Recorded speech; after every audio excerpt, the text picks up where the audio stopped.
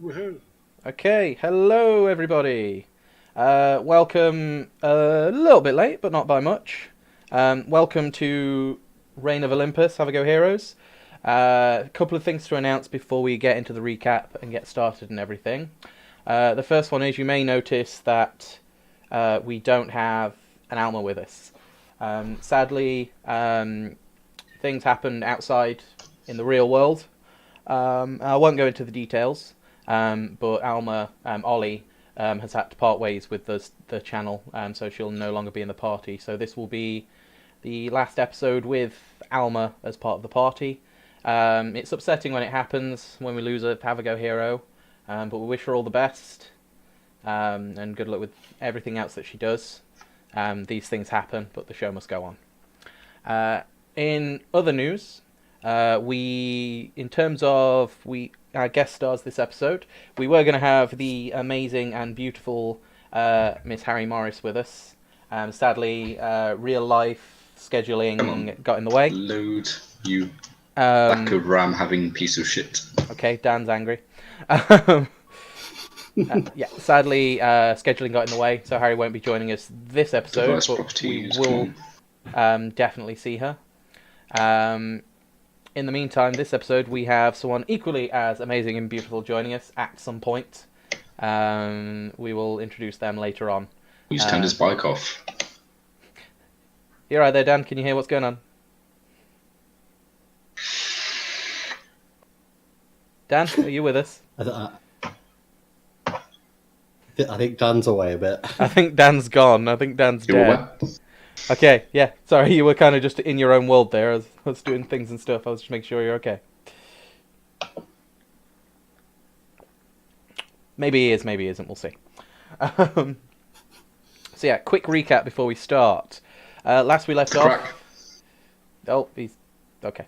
Last we left off, the party found themselves in a strange town, where they were quickly told by a couple of the residents there that the children were going missing. They were taken in the night, and they were asked that they could discreetly try and find out what was going on and stop them, but they didn't know who it was that was sending messages back to this mysterious Polyphemus. The party decided to interrogate some of the members of the town.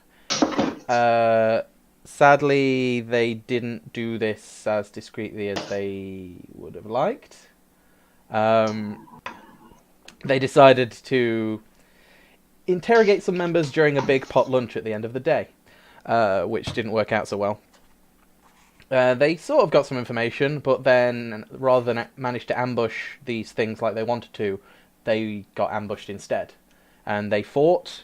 No one was greatly injured, except for these things that turned out to be children.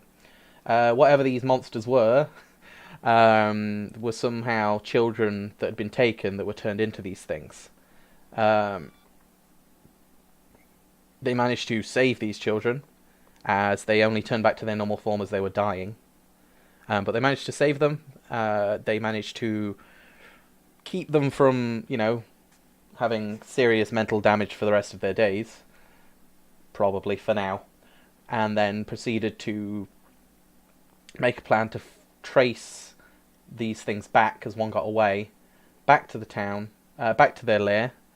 As they did, they managed to follow them into a valley. And as they did so, after some discussion, they decided to double back a little bit and try and find somewhere safe, in which they could plan their next move, rather than heading in. Just as Polyphemus or something big and scary reacted angrily, seemed to have realised what had happened, and that's where we last left off. Okay. Without further ado, we will go to a little intermission, see if we can get Dan hearing us, and yeah, we will be right back.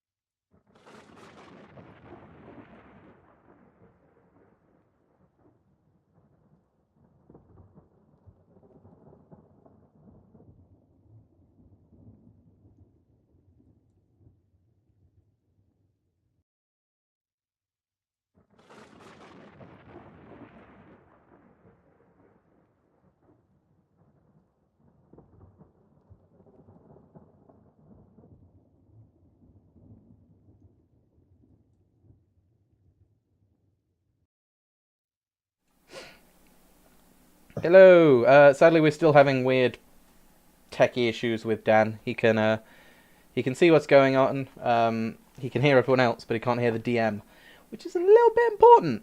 But oh well, we will push on, and hopefully we can sort that. Okay, so last we left off, you guys were kind of trying to find somewhere to hold up, while you could take a short rest and get ready for the fight ahead. So, do the two people that can hear me want to roll an investigation check to try and find somewhere? Very briefly. Ooh. 13. Okay. And 15. Okay. Squeeze it got a bit. With each other's help, you manage to, like all four of you, as you're climbing from place to place, you manage to find a ledge, a little bit like the one that you went up to find before, where you went to try and look further, see if you could see anything. It's a little bit further out towards the mouth of the valley. Okay. And as you're there, Gabriel, you start to pack down, you didn't spot anything, but on a 15 Mercy, you notice that there seems to be sounds coming from nearby in the ledge, and there seems to be an opening into the valley face itself. Ooh. Gabriel, I think we might have a place to lay low, maybe, but there's noises. We better be careful. And I'll wave to Runt and see what we can do to see what's there. Is it better if you go in and have a quick look first, rather than me and Runt coming in? I can certainly I can certainly try. If that's We'll keep an eye on you, so make sure you don't go too far in. But I think we'd probably make a bit too much noise if there is anyone in there. Sure, why not? Yeah, let's go with that. Fine.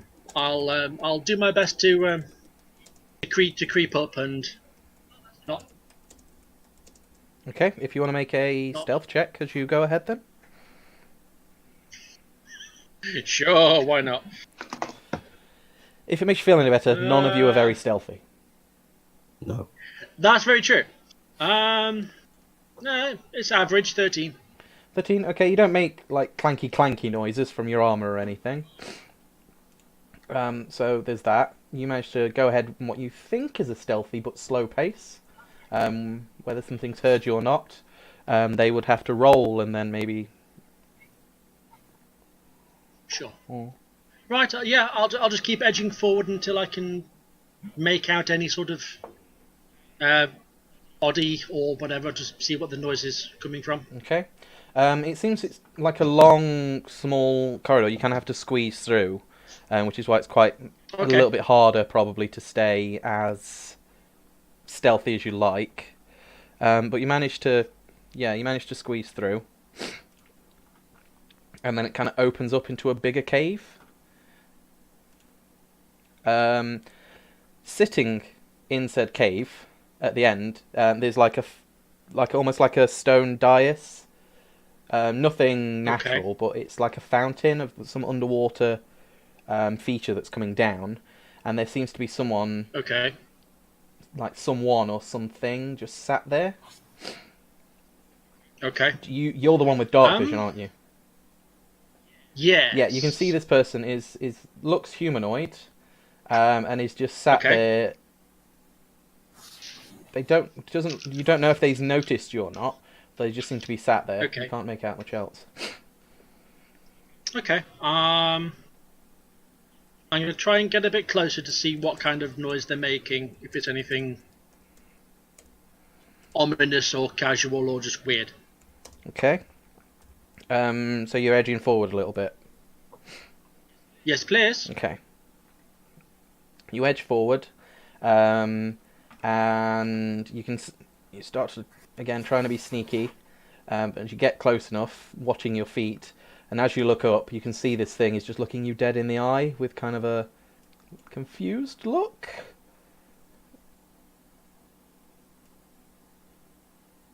No. Chloe, would you like to introduce yourself?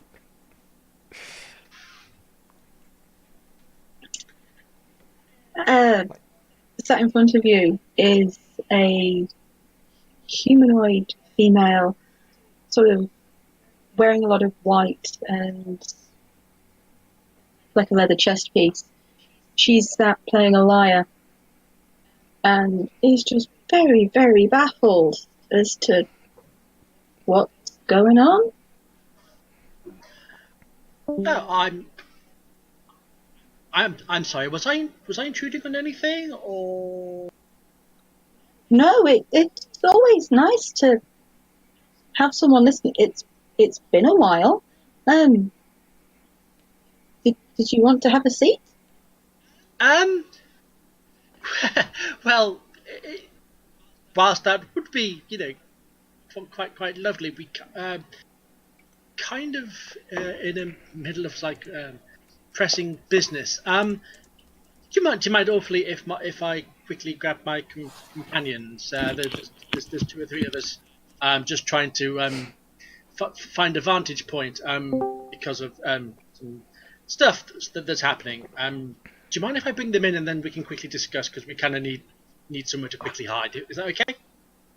That's fine. There's plenty of room, and I'm does look always rather happy for spacious. company. I like company. Yes, that's great. Okay, I'm gonna get back outside as fast as possible and try and make waving motions to everybody to say, it's more or less safe. Yeah, you can do that. You come out fine and find everybody just stood waiting for you. I think we're okay to lay low in here for a bit, but we're not alone. Don't More be children? alarmed.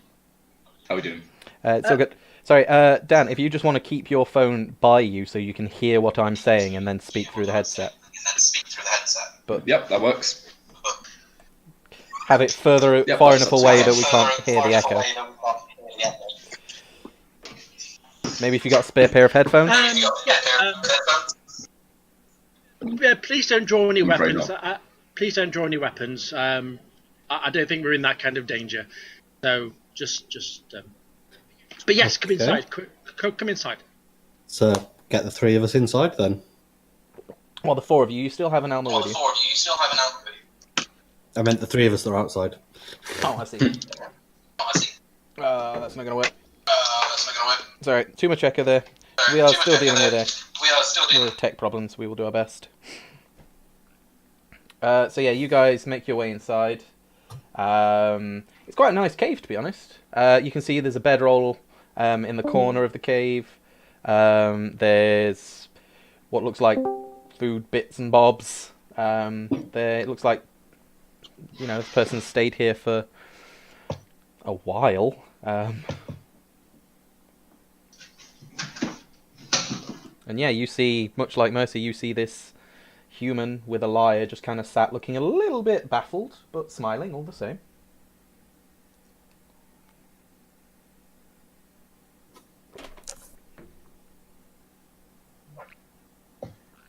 Oh, everybody lost me.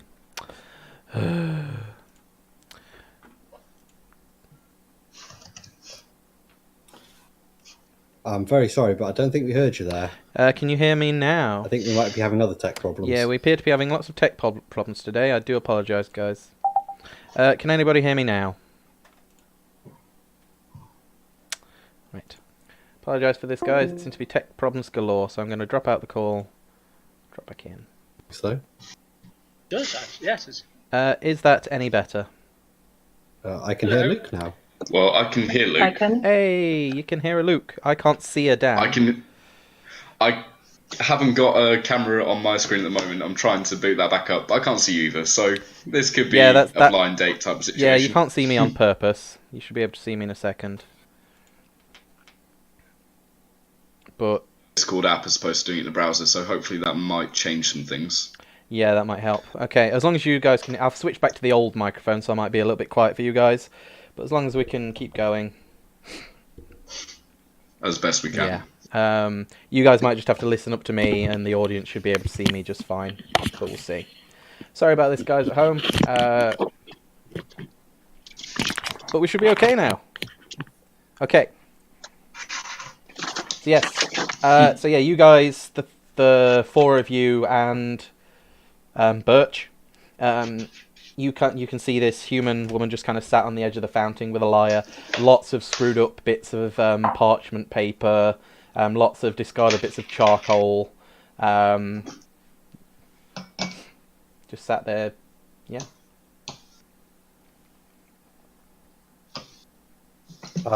Hello, I'm Gabriel. This is travelling companion of Mercy, who I think you've just met. I am Kaya. It is a pleasure to meet you.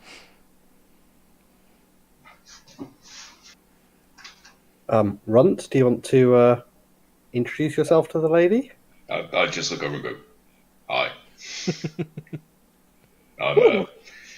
I'm Runt, I guess. And as you can see, Minotaur. Very astute. What a lovely Minotaur you are. And we're also travelling with the young girl is called Alma. She just kind of goes, hi. And Birch comes up and kind of sniffs your hand, kind of just looking up at you.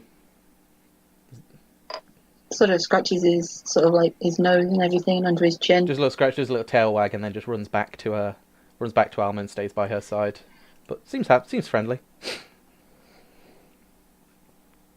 Well, you're welcome to stay as long as you need.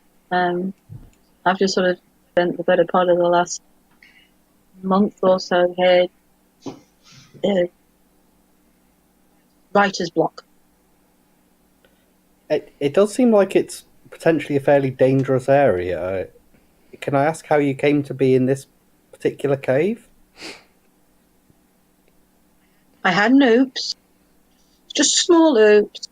I kind of got on the wrong side of someone that I probably shouldn't have got on the wrong side of. So, skedaddled as quickly as possible. And since then, I thought I'll just find somewhere quiet that I can try and work on my music. And it's gone a little wrong. Is this someone from this nearby town? No, from home. Okay. I'm not really comfortable really going into detail at the moment. That's fine. Are you aware of the issues that this area has with the local town and the other local population? No, I've been pretty much here by myself for the better part of the last month. It's quiet. I've avoided people. Well, there's a local town that we're helping at the moment. They've had their children taken away from them, and they've been taken by a creature that's not too far from where this cave is, and we're going to try and investigate and return the children to their families.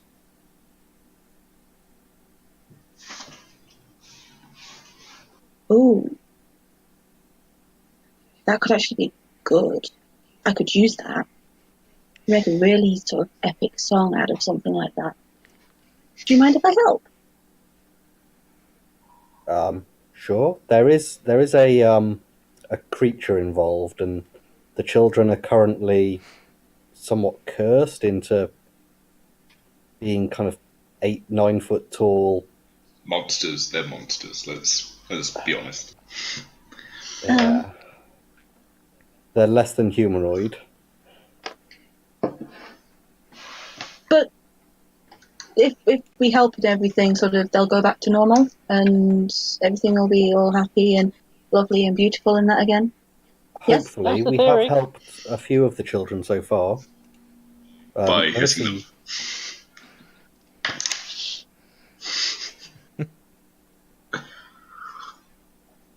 Yeah. Sometimes you have to take a bit of pain with your pleasure. It's fine. Well, we were just planning on resting, I think. So, do you mind if we just have a little bit of a rest here before we move on? No, go ahead. As I say, there's plenty of room. It's nice to occasionally have company. I wouldn't go that far, but yeah, I'd be grateful to have a rest. Okay, are you guys... So yeah, you guys unwrap your packs, you get ready to bed down. What are you thinking, short or long rest at this point? Well, I guess it would. I think that's on Mercy, really. I could probably do a long rest. I And if mean, we're planning on healing. for the most part, we're unscathed. I mean, I've used up a small amount of magic, but I don't mind being slightly depleted. I guess it just depends on the movement outside as to whether or not whatever we've pissed off is going to try and make another run somewhere or come back this way. So it kind of depends on what kind of mood they're in. So I mean, I'd be all inclined for as long a rest as humanly possible. But we have to be scouting out this valley to see what kind of movement there is, and if nothing happens, we can try and rest as long as possible, and then maybe make some kind of full frontal attack as and when we think we have an advantage. I don't know. I'm not the military type. I'm just kind of guessing, but I'm kind of guessing based on the situation that we have and what possible vantage point we have being in this cave and possibly being, sort of hidden. So, Mercy, my thinking is that when we helped the children who we have helped, we needed to use quite a lot of healing on them. And we've both used a fair amount of our abilities. I think taking some time to just make sure we have all the resources we need, that we're not going to end up losing children. I'm not against that. As long as we're paying appropriate attention to the outside while we do rest. That's my main goal, to make sure that they don't sleep past us. Well, as long as we have somebody on watch, I'm at full health, so by all means, I'll keep an eye out. Well, technically we all are. Just don't stay awake all night like you did last time. Well, I don't know. We could find a wagon for me to sleep in again. This is not bitter about it. I mean, if everyone's okay with as long a rest as possible, as long as we pay attention outside, then I'm game. That sounds good. Okay. Sounds good to me. Okay. I'm sorry, I didn't catch your name. I'm ever so sorry. Kaya. Well, all right then. That's okay. And I heard your name is Mercy? That's the name that I currently have, yes. No, it's mostly nice to meet you, yeah. It's a lovely name. It serves a purpose for now. I'm certain that it does. Okay. Okay. Get some rest. Does anybody want to do anything during the rest? Are you taking watches? Are you doing anything whilst people sleep? How? Definitely taking watches. Okay. I'll take the first watch and practice my martial skills again. Okay. Would you like to make a? Don't dislodge any rocks. Whereabouts are you standing for the watch? Are you standing on the outside of the cave, or are you just going to listen out for if anything approaches, or how are you doing it? I'll stand sort of in the entranceway to the cave, so I've got a good view, but I'm obscured by shadows. Okay. If you'd like to make a perception check for me. That is a 19. 19. Okay. I will do these all together because build tension and. I'll take the second watch then. If you'd like to make a perception check for me as well. Ooh. 17. 17. Okay. And we'll need one final watch. I'll take that one. Okay. Oh, most kind. Okay. If you'd like to make a perception check. You're very welcome. 16. 16. Okay. The night goes by unchallenged. Like you aren't found or anything. You do hear occasional stomping and things like moving around in the valley. You all did pretty well. So it seemed to be a mixture of, indigenous species, goats probably. At one point in the night, Gavriel, you did hear talking, which sounded very deep, guttural talking. You couldn't hear what they were saying, but they seemed generally perturbed and pissed off. And then they went back in the direction of where you heard the shouting. But other than that, nothing seemed to have occurred over the night.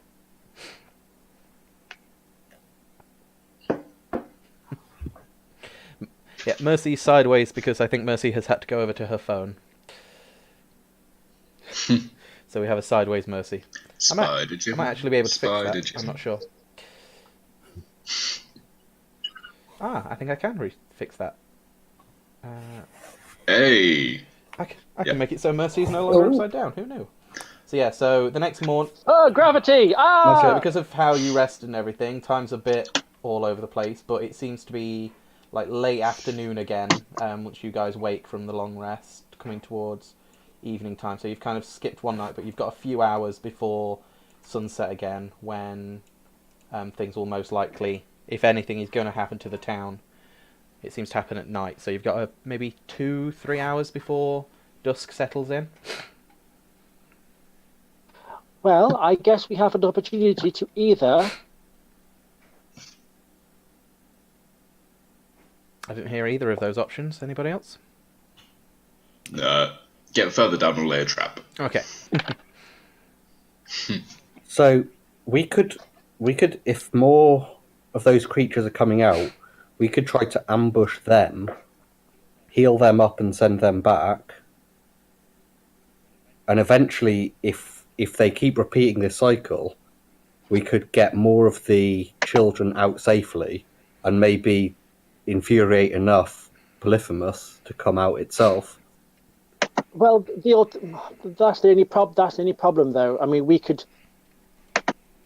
spend all this time sort of deliberately hurting and healing, the younglings, but it might be more advantageous to maybe try and get find a way of getting Polyphemus himself into view, and then by beating him or destroying him, we break the curse entirely without having to resort to having to hurt the children deliberately just so we can heal them. If we can break the source itself, that should need a distraction. Shall we? We still need something to either trap Polyphemus away from the children, or separate them in some way that we can have direct access to him, that we can assault him with everything we have and break this curse straight away. Because I'm not going to lie, I'm not 100% keen on having to deliberately reduce a child to the actual point of crossing the veil. I've done that once. There are reasons when you should and should not do that, and I'm not keen on doing that again unless I really, really have to. I think the issue is how fast those creatures were. There's no one here who can get away from them if we do attract their attention. So that's what I'm saying. Well, that's what I'm saying. We have to misdirect them or wait till they've gone past. We need to either drag them all here and then separate them in one go. Then that would give us time. And I don't know. I mean, we need to quickly examine this landscape and find out if we can generate a landslide or something that would at least give us some kind of temporary advantage. We need something. We need to figure something out fast. Time slipping, and if they start assaulting after dusk, then we need to move quickly. We do have someone who's been here for a while who does know the local area, maybe. Any ideas? Well, I suppose it all depends as to how many are actually with him. And that's the problem, we don't know. I think we need to find out what we're up against in terms of numbers. No one had numbers. You do know. I can count to this many. You do know from when you scouted last time, you could see at least 3 smaller shapes. and you heard one big roar that you could have come from one of those, but you're not sure. Kaya, would you make a survival check for me, just to see if you can recall? Survival. Yeah. 16. 16. Okay, you know that, because you may have been a little distracted writing, but you know that things came in and out of said cavern, so you generally learned how to avoid them. On a 16, you do know that on top of the hill face itself, there were like goat passes where you could possibly get in, not the main cavern, like the main entranceway. There might be small goat passes where you could sneak in if you did want to try that. Which, if these things are as big as they say, it would be difficult for them to climb them, because they were, like I say, like goat trails. If you wanted a more subtle way, there are other means of getting around. I could point you in some of those directions, if it would help. No, Certainly. I'm not a big fan of subtlety. Right now, any other advice or ideas is welcome. I would. That sounds like a really good idea. Something as big as what you've said would have difficulty using some of these routes. So I reckon one could fit through there. It runs like... It should be fine. Yeah. I'll hoof it. Pardon the pun. Yeah, you will. He'll be fine. Anything better than nothing at this point? Yeah, let's give it a shot then. No point. Okay. Well, we could wait until just after nightfall when it'll be harder for them to see us. Or we So could I at imagine least we'll be a bit exposed. or we could at least have a look now while it's still relatively quiet, and at least we can scout out where we can get to and maybe lay the trap and see if there's anything we can possibly lob down the hill at them. Mm-hmm. Wait, I just thought, the townspeople only see these creatures after dark. Have you seen them out in the daytime ever? I've been writing most of the time during the daytime. Have you heard them during the daytime? They're not very subtle. Well, not that I recall. If you want to make a intelligence check, see if you remember. Although, don't you have a certain thing that would... Yes, I do have a certain Yes. thing. I would immediately remember that. Yep, you do. You remember. You haven't heard anything big throughout the day. No, not big. Just normal stuff. So if we go during the day, they're probably not outside. So I they wouldn't probably have thought won't see us so. anyway. If we use this time wisely, we can figure out where we can get to and what we can do should when nighttime falls. Let's use what time we have wisely. Well, if they're only out at night, isn't there a good chance they're asleep during the day? Should we try and sneak in and have a reconnoiter? That's my idea. Yep, I like it. I'm happy to show you the way. Oh, please, absolutely. Okay, move this forward then. If everybody... Are you doing this at least a little stealthily, or are you kind of just moving with purpose with it being during the day and you're having a bit of confidence? You know we're not stealthy. I'm going to ask. We try. We're gonna try. Okay, you can try. Okay. Kaya, if you would like to make a survival check at advantage, because even though it's not in the past month where you've been, you've still got quite a good memory, so just to see if you can lead them back easily. 15 with advantage. Okay.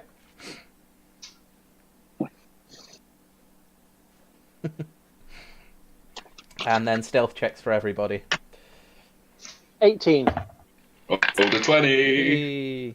Is that a natural or not? That is a natural 20. Jeez, I want your dice. 4 and Kaya? I know, They're right? metal. They're metal and they glow in the dark. Oh, nice. 19. 19. Thankfully, the natural 20 offset that 4 and everyone else got quite a good stealth roll. I'm so Oh, sneaky. Gavril. He is the one in leather and bronze armor and stuff. We need to get some fish oil on those joints. Hey. Isn't that just what he naturally secretes? Lemonade or something. Thank you. I'd be happy to massage it in. Oh. Drink. Mercy did the face. I'm sorry. Is the what? It's the face that I made a meme of. Is there a Mercy drinking game? There should be. It got 5,000 views, that video. No Mercy drinking game. Guys, she asked about the drinking game. We have to take 2 fingers of drink. I'm going to be sipping some tea appropriately. Okay, so at that, at 15, you managed to find your way back to the cave relatively well. With your stealth checks, you do it without messing up as well. You compensate for Gavriel's and stuff. You see it's not going well, and so between you all, you kind of hold his lance for him. You hold his lance for him. Not in public. And his shield. Sometimes in public's the best. Oh my. And and that way he can move easier when he's not carrying all the big gear. That's gonna be another one, isn't it? I've got to stop making anything that can be an innuendo with certain classes in the party. It's fine. We all know I struggle with big tools. And we know that I'm horny. Yes, you are. Yes, well, clearly you're overcompensating for something, dear. So don't worry about it. There we are. Those are the appropriate ways to sum up who these people are. Yeah. Okay. So as you get closer, you can see in more detail now. It is like a big hilltop with bits of the top of it seems to be like grass and like bare, like old, like dry grass because it is still quite a hot landscape. But there are bits of grass up there. One side of it, where probably the west side of it, where the wind comes in from the dip in the valley, is kind of stripped of all that stuff and is more rocky than others.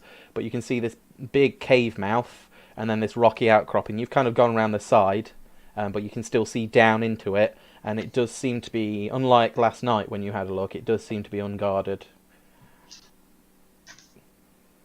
All right. Okay. Is there anything around the immediate area that we can spot from a vantage point? Anything that we could use to maybe sort of like constitute a rock slide? Anything or we can use to initiate a rock slide? Make me a perception check if you're just glancing, or an investigation check if you're checking like how sturdy things are and if you're doing that sort of thing. I want to have as good a look as possible around the immediate area, or just see within reason. So whichever you prefer. I'd say investigation for that, because you're very deeply kind of going and trying to see.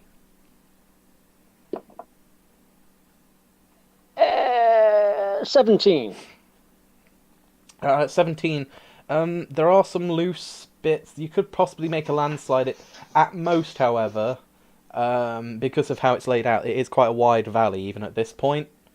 So it could be used as possibly something like a distraction, or if things were chasing you up the side, you could do it to deter them, but it wouldn't do anything like hit them at the cave or block the cave entrance or anything. That's fine. Yeah. It's just something we can possibly use as like an afterthought, just maybe sort of like helps change any momentum shifts. There are some loose bits. You could definitely use it, just it wouldn't reach as far as the cave mouth. Jim, is Mercy communicating this to the rest of the group?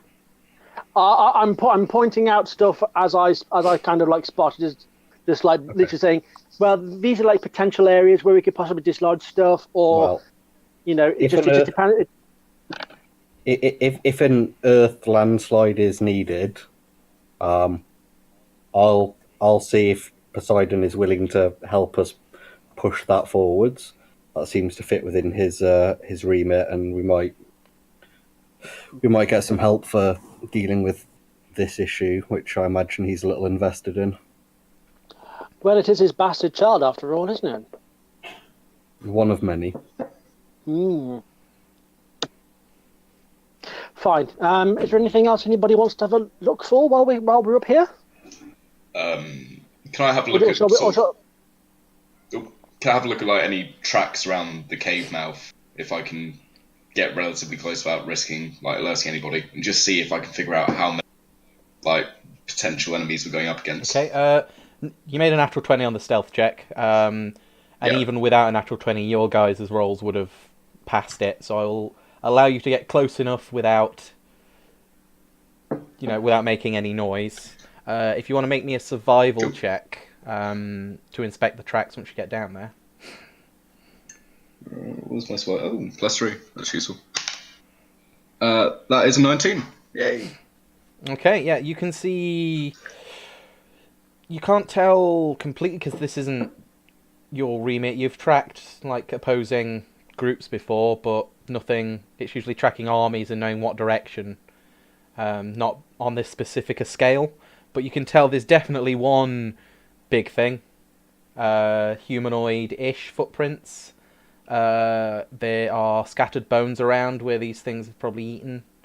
There's between 3 to a dozen, maybe, other footprints around the size of the things you guys fought. And there's also some quadrupedal footprints, like paw prints and things around. Some go into the cave mouth and out, but very sparsely. You don't know if these are wild animals or if they've got hounds or pets or anything. Cool. Am I able to tell what the bones are from? Like, are they human? Are they sheep? Yes. So. Yes, they're. All of the above. All of the above. Yeah, there are a mixture of both. There's. Are they the bones of children? No bones of children. From what you can tell, maybe some gnomes, but they're not as. They're definitely adult bones because they're not as supple seeming as, like children's bones are. Cool. Right. Well, I'll go and relay all this information to the rest of the party. So if there's currently no movement, we either take advantage of the fact that there's no movement and maybe catch them by surprise, or we still lay in wait for dark. So I think we want to try and have a quick look while they might be asleep. I think that's our best chance to get information. I think you're right. Plus, while we still have time, anything we can do before nightfall, and if we have the ability to strike while the iron's hot, I think we should take the opportunity. Whatever advantages we can give. Quick scout would definitely give you numbers with him. Oh, for sure. Okay. Right, let's carefully tread on, and I'll try not to be so much of a hindrance. Okay, I won't make you make another stealth check yet, just to move things forward. Yeah, you guys find, Kaya, you find one of the paths that you saw and were talking about before, and you managed to squeeze yourself at the top of the hill rather than at the cave mouth. And you go through a series, just one long tunnel, similar to the tunnel you guys went in when you found Kaya. But you can hear, as you get closer, with your guys' passive perceptions, you can hear a lot of noise. Like several things just snoring. Like full-on LARPers intense level snoring.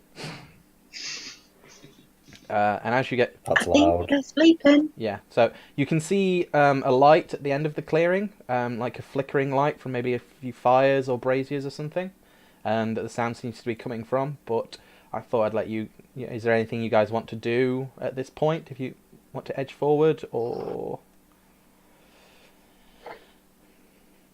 Do we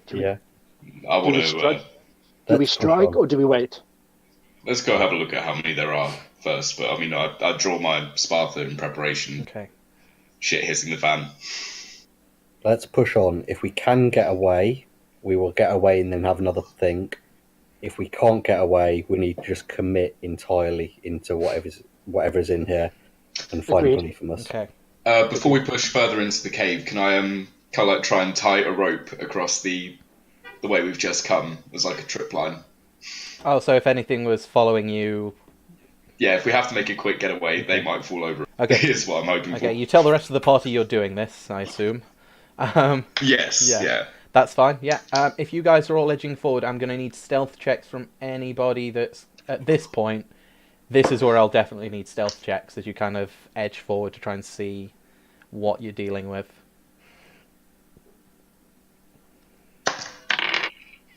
Ew, that was not nearly as good. Oh, I rolled a 13.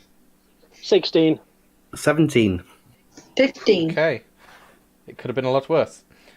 So, yeah, It wasn't a 4. the next thing I'll need from you guys, if you want to figure it out, is a marching order. Who's stealthiest? Not me. I'm guessing me and Ronta are at the back. I'll have probably been at the front since I'll have been leading the way. Luke, how dark is it in this cave? Do we need somebody with dark vision? It's not, completely pitch black. Like I say, there are fires or braziers or something.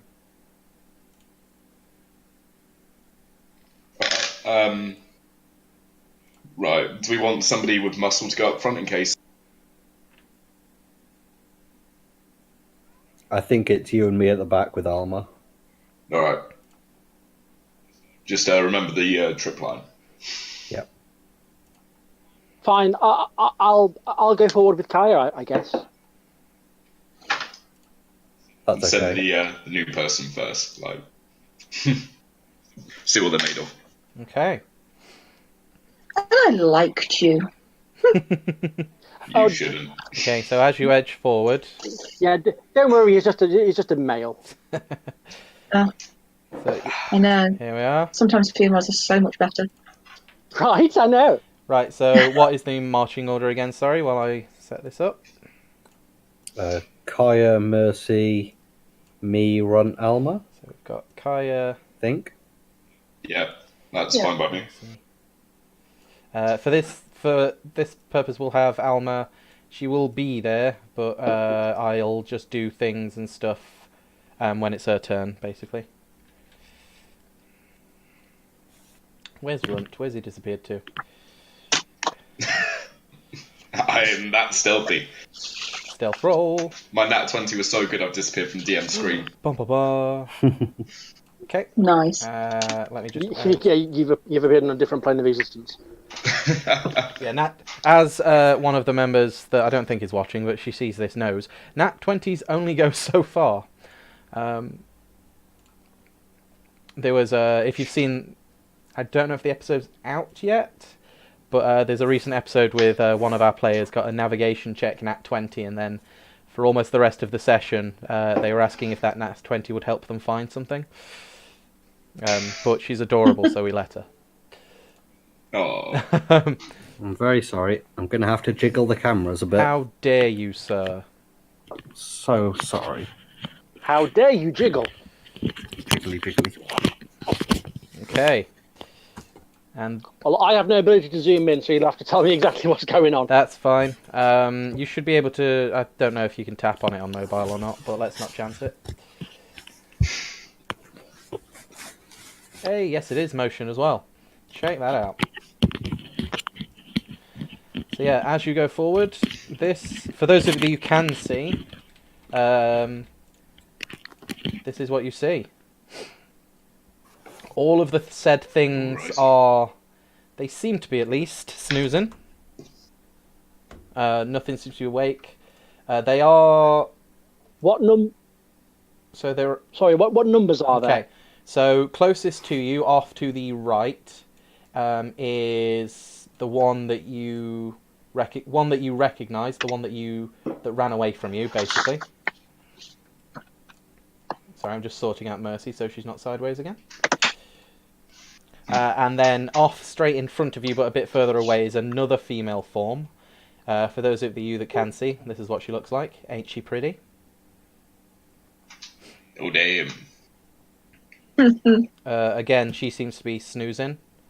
Close by to her, you can hear this form here, this one here. You can't actually see it, but you can hear something else snoring here. And then in the very far corner, very hard to miss, is a one-eyed creature. the eye itself is closed, so you can't see what the eye looks like.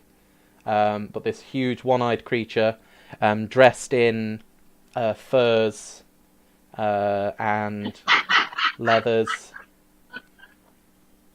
has necklaces that are made of bone and teeth. Not all human teeth. There seem to be some very big teeth in there as well. And one thing that you can tell, however, even though the eye is closed, one of the things causing light to come into this area seems to be like an odd greenish glow coming from below the eyelid. Do you know, like you can shine a flashlight through your hand and things like that? You can still see the light. Yeah. Like that through the eyelid. Okay. Okay, let me just I don't like how this sounds. do some checky checks. So yeah. It just means you have to beat the motherfucker down and then stab him in his eye. Well, if one of us can sneak up on him and like poke his eye out, that'd be cool.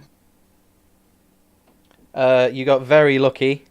Not one of them seems to have noticed you guys enter. I didn't. Yay. My highest perception check for them was a 10. Oh, jeez. They are sleeping. Sleepy peeps. Very sleepy peeps. So, what would you guys like to do? And how many is the what? Is the 4 in total? There are 3 of the things you fought before, and then Polyphemus himself. Cool. And then Biggie. Biggest Smols. Oh no, it's definitely not Big E. He hasn't got the hips for it. Put 'em tish. New Day Rock. Anyway. So yeah, what is the plan? Well, I don't know about you, but I if they're like this, why not just? Let's attack them now. Let's get over with. Let's take the Minotaur by the horns, as they say, and just. Don't I think- dare. Not you specifically, dear Christ. Right, we don't have much time. Let's sneak up to Polyphemus and just get Polyphemus. Just focus on that. Just going to start Firstly- sneaking forwards now. To be fair, you're just going to start. Okay. I have. Make. I have. You're gonna have to make another what I will stealth check at say this if is- you're doing that. Yeah. Yeah. Yep. As part of the plan, there is something I can specifically do for one of you. I would suggest it would be either it would be better if Runt did it, because I reckon he would have the better chance of causing maximum impact immediately. Yeah, let's do it. Luke, Yep. 20 on the stealth check, non-natural. Okay. Unnatural 19 for me. Okay. So far, we've just got My- You guys watch as you're saying this, Mercy. Gabriel seems to have decided to start creeping towards said things. Mercy, do whatever you have to do. Do it now. Also, Luke, Yep. can I use a bonus action for a spell? And does the spell actually make noise? Does it say it has verbal or semantic components in it? It says, yes, verbal semantic Then components. yes, you'll make noise because it has verbal components, so you have to speak the incantation. Can I do that whispered, or is that not a You thing? can try. They will get. I will check to see if they hear you, but you can try. I will not be doing it then if it's something I'm going to have to risk. Okay. Because you do have to speak it, but it has to. Right. The words themselves have to come out clear. So you have to speak them loud enough that the words Yeah. are clear, Yeah. but you can still whisper. My stealth check was a 15, by the way. Okay. Yeah, you're all fine. But yeah, And I had a natural 20. Damn. Okay.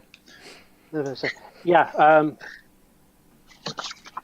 If you make, if Runt makes no noise, I can literally, hopefully, make his sword strike do as much damage as humanly possible. But I need to be within 30 feet of it. Is that okay? Yeah. Do it. Okay. Are you? So Then you? we make certain that you get there as quickly as possible. So So I'm going to literally walk just behind Runt as he's creeping up to Polly. okay. Polly, put the kettle on. And Gabriel, what are you doing at this point? Are you letting Runt go in front of you, or are you also going to try and get next to Polly? So I'm trying to get next to Polly. I believe I started walking while everyone was still discussing things. Okay. You all rolled stealth checks again, so that's fine. I know you three are going up. Yeah. Yeah, I'm going up as well. Okay. Yeah, I literally want to be I want to be 30 feet from Polly. Okay. Up against a wall or something, so I've got less chance of being blindsided. Okay, you can't really get by a wall too well. Wherever you can get me. You could get by one wall, but if you can get by here, then you've got nothing behind you, but you are quite close to the one that you guys heard of before. Screw it, that's fine. Okay. Alma is going to decide. If I get there first, I just want to ready actions rather than actually stabbing. Yep, okay.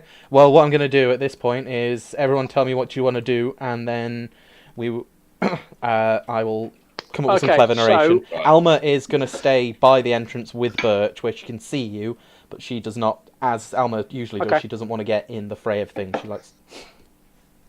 So literally, if Runt attacks him first, I'm going to wait until that moment to activate my Path to the Grave ability. Oh yeah, my channel divinity.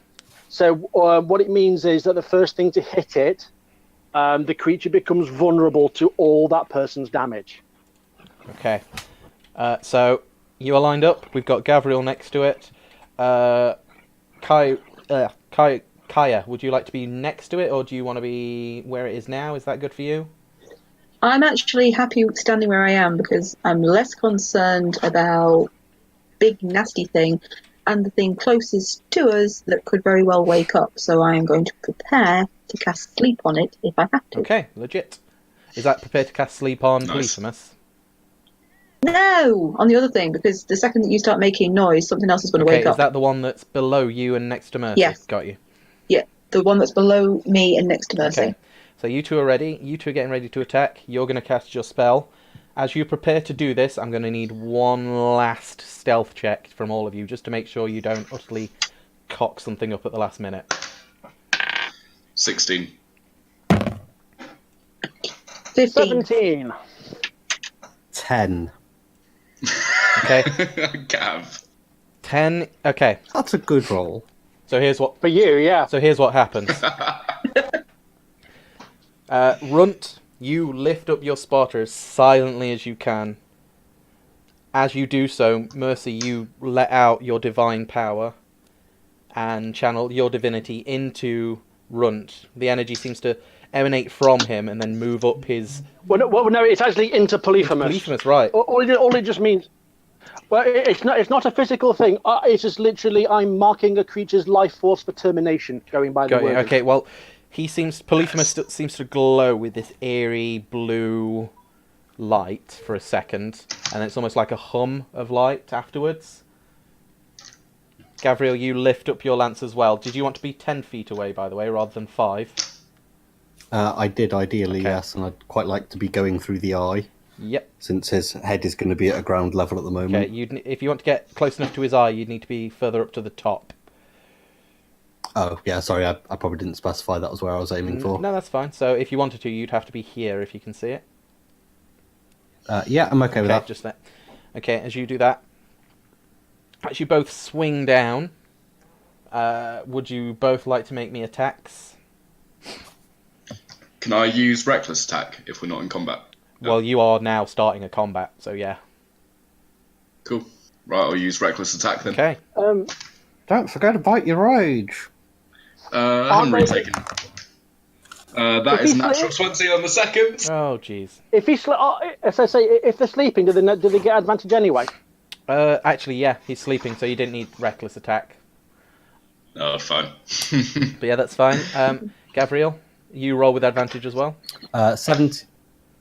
Oh, advantage. Yeah, sleeping target. Cool. 17 still. Okay.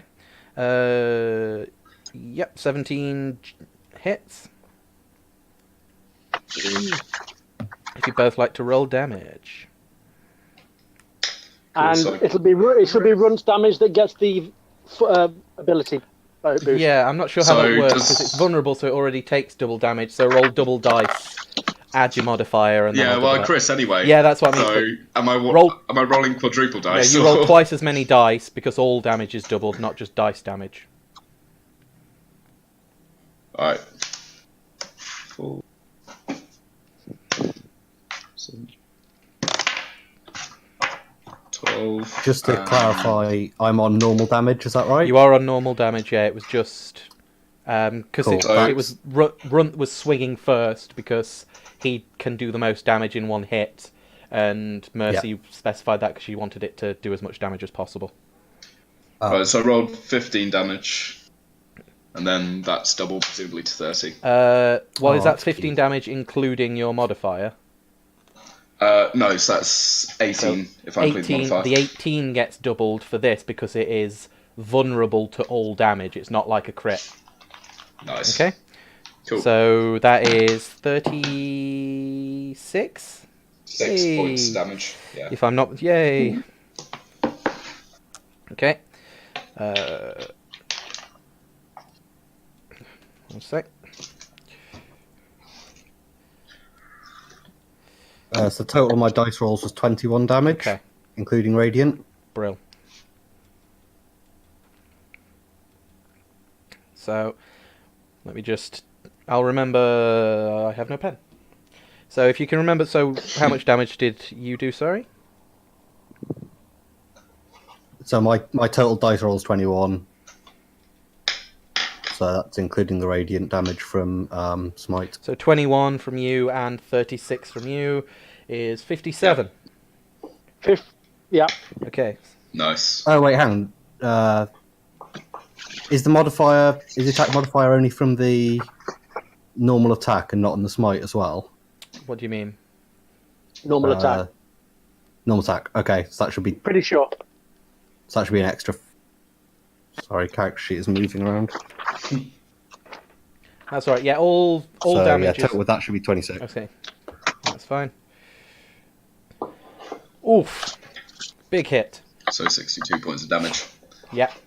So what happens is, as you swing down, you get it right in the giblies, and you essentially your big Sparta swings down, and it essentially castrates this sleeping what the heck am a flob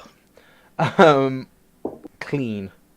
As you do so, Gabriel, you take this, you hit wait, take a breath, and as you hear the swing and the whoosh of air coming from Runt Sparta, you lunge with your lance straight into the eye of Polyphemus. It doesn't get him straight in the centre of his eye, but it gets him in the side of the eye and strikes true and sinks in a good foot of the lance, sinks in to the corner of the eye socket. As that happens, Polyphemus, and you pull the lance out, Polyphemus's eye lifts up and lets out an almighty scream of pain that shakes the cavern itself. And as that happens, I need all of you to roll some initiative. Yeah. I lied. Apparently I can't do maths. It was 24 total, not 26 total. That's fine, I'll add the 2. Too many numbers. Too many numbers. 18 for initiative. Okay. Also 18 for initiative. Ooh. Also 18 for initiative. Alright. Oh, damn! 11. See, that's easier for me. Hey, There's the always cleric one. should go. Hey, in theory, the cleric should always go last, just in case. Yeah. Yep. Okay, so now I'm going to need to know who has the highest dex out of you three. I have 13. I also have 13. I have 14. Okay, Oh, yeah. so Kai is going to go first, and then out of you two, we'll say since Runt attacked first last time, Runt can attack first this time as well, just in the swing of things. That seems fair. Cool. So yeah, so you got a surprise round. If you want to, by the way, Kaya, this thing definitely woke up if you want to cast the sleep that you had held. Yep. Before we start casting sleep on it. Yeah, before we start in initiative. So yeah, if you want to roll whatever it is you need to roll. Can't remember the actual dice. It's a lot of dice. I know it is a lot of dice, yes.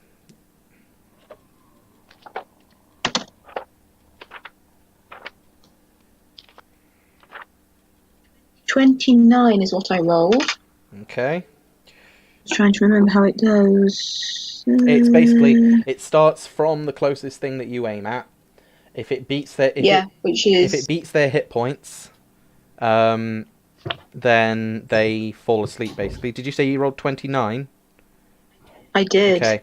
As this thing wakes up in a start, from this almighty shout from Polyphemus, it stands up as quickly as it can, looks around to see what the heck is going on, and then all of a sudden is hit with this wave of energy and starts to stumble. Looks like a drunk at the end of the night. Goes to fall down. Just as it does so, one foot managed to get on the ground, shake itself, looks up at you, and then just growls and slightly toothy grin. I'm not going to say how many hit points you missed by, but very, very fucking close. Damn it! A little tiny bit. Just a teeny tiny. I'm guessing 1. Probably. Couldn't comment. We'll never know. Well, you might know once you start hitting the thing, if anybody's that good at keeping track. Oh! Okay. Oh, shit. You're right. Yeah, I just realised I could have used my horns to, like, no. Sort of... Yeah, it would have only got your style points, though. Yeah. Okay. As fate would have it, this thing that you tried to put to sleep rolled a 20 for initiative. Yeah. So as they do that and they look squarely at you, still bent down with their knee, they pick up this horrible... It's a bone of some sort of giant animal with what looks like a railroad spike. It's not a railroad spike, it's like a farming pike, because there's no such thing as a railroad yet. Yeah, like a farming thing that will be hammered into the ground, hammered into this bone, and they charge at you and just swing at you with it. Best roll some dice at you, see if we can't take your face off. I mean, what? Does a... Oh, I doubt it. Does a 9 hit you? No, it doesn't. As the thing charges at you, it's still a little groggy from almost being put to sleep with your spell. And it swings a really long, wide swing. I can't do it with that arm. So it's like a long, wide swing, which gives you enough time to just duck underneath it. And it just scrapes the back of the outcropping behind you. And you hear this like nail on a chalkboard grinding as it carves this big line into the rock. But it just misses you as it does so. But it is right up in your face. And it is your turn. Oh. Oh. To go right. Actually, I'm just going to stop. I'm going to try and hit it. Okay. With my weapon. Go for it. Which I do have. You do.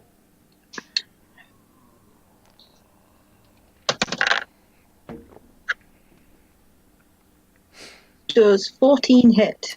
14 just hits. Ooh. Nice. Nice. People watching, by the way, you'll have to let me know if the sound effect for the cave is A, working, and 2, quiet or loud enough for you, because I don't want it to overpower people's voices. For a grand total of 4 damage. Oof. So yeah, as this thing swings, are you using your longsword, rapier? What are you using? I'm using my rapier. Okay. So yeah, perfect. So as this thing swings, you take that moment to see just where the hide armor is tattered and not under the armpit, and you just give it a little stab right into the armpit, and it howls in pain. It doesn't go very deep, but I don't know if you've ever been stabbed by a rapier in the armpit. It's not nice. No. Yeah, and this thing howls in pain as it takes full damage to its pits. Okay. Runt. Should have used right guard. No, damage. Use axe. Right. Oh, well, I'm gonna see this thing grin at me. It's gonna fuel me with rage. Okay, so you're raging. Raging. You know what? I might even do a reckless attack. Go for it. He is prone at the minute, so you still get advantage. I'm just gonna try and mess this thing stay up real bad. Can anybody see Jim's screen, by the way, or have we still lost him? No. I can't see That's the screen. fine. Oh, I've turned my video back on. Okay. That's fine. As long as we can hear you for now, you can try and adjust the rest of it. But yeah, I don't think I can hear a sound effect. I have no idea. Don't worry about it, dude. Okay, so yeah, if you want to swing, you don't need to use reckless attack because it's already prone. Although it woke up and screamed after being literally castrated. Oh, still down, still prone. He's just awake. So I still get advantage then? Yeah, cool. You don't need to make it reckless. And that is a 18 to hit? 18 again, just hits. Ooh. Right. That's 3. That's 8. That's 11 points of damage. 11 points of damage.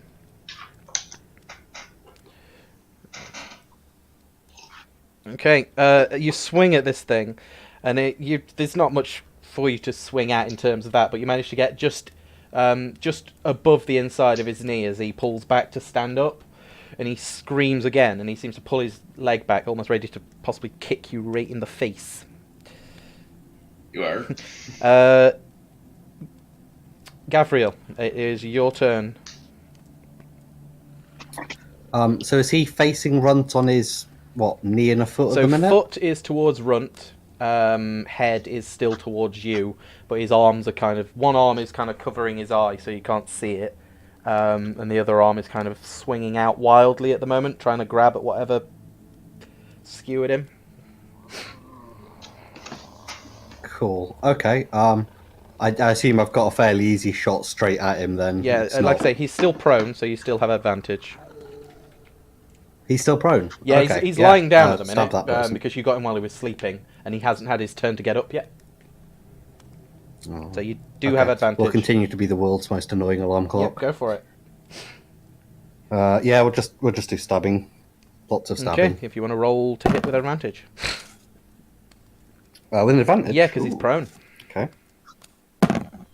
Okay, so that's a 19. 19 hits. Want to offer some damage?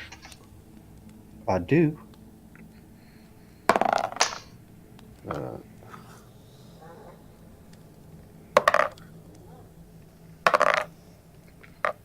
So that's 8 regular and 8 radiant. Okay. It doesn't seem to be affected by the radiant any more than anyone else would be.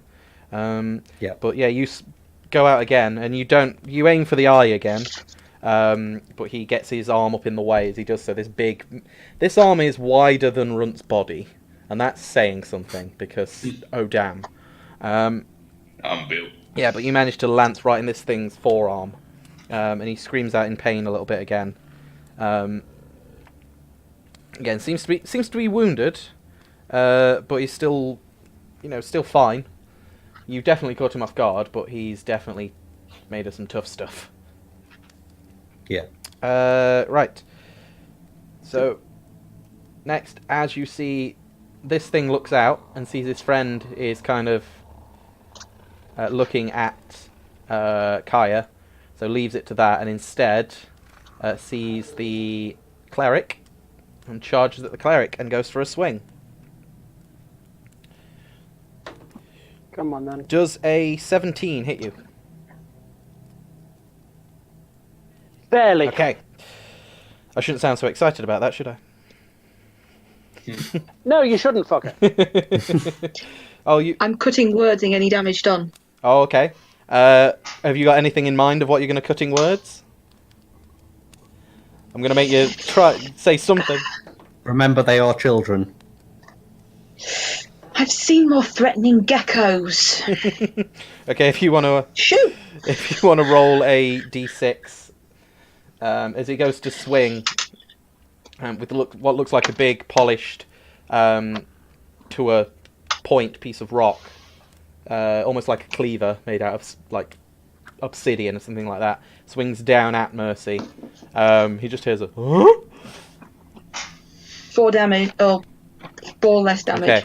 In that case, swings down, and you manage to just, with that momentary distraction, Mercy, you manage to move mostly out of the way, and it just skims the top of your shoulder, bounces off your armor, but the bludgeoning impact from it hitting the armor itself still manages to do 5 damage to you. Joyful. Can anyone see Mercy yet? Is it? I'm afraid not. Okay. It's fine. Yeah, sideways. So Mercy is sideways. It's fine. Let me see if I can fix. Because it is... Oh no, it's not Mercy's go. That's a shame. Oh, it's my turn. Not yet. I thought it was. Kaya's the other 18. You've had all the 18, then you've had the next one. Then we have the other one. The last child ogre. I don't know what to call it really. You guys haven't named them yet. Charges behind you, Gavriel. And goes in for a swing. Does a 22 hit you? I don't think you're going to believe me if I say no. I'm not, but I like to be polite. So yes, it hits me. I like to be polite. Okay. I'd be impressed if it didn't. In true... Oh no, not please not the paladin. It does 15 damage to you. I think I'm going unconscious. 15? Oh shit.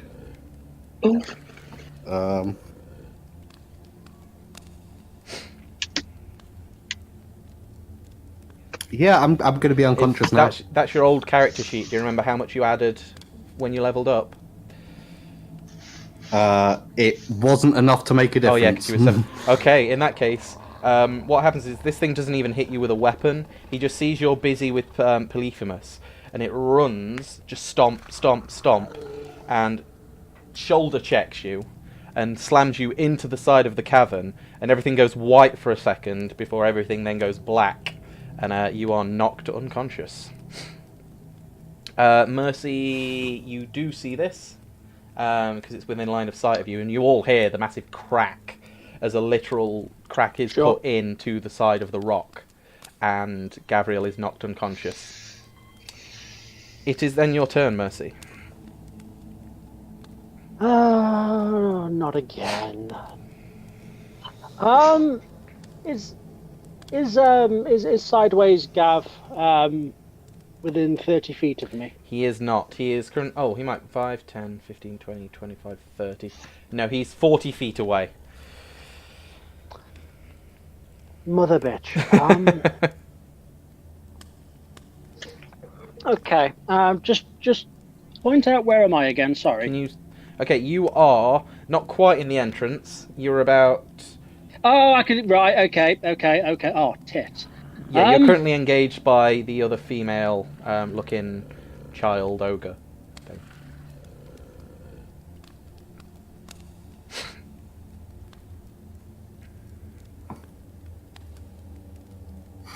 Now, do what? Now, just which? I will let you know. Polly's been wounded. Polly's been. So, which is the one that Kaya hurt? Kaya hurt the one that Kaya is currently in. Is that the one in the middle? Yeah, the one that she's next to.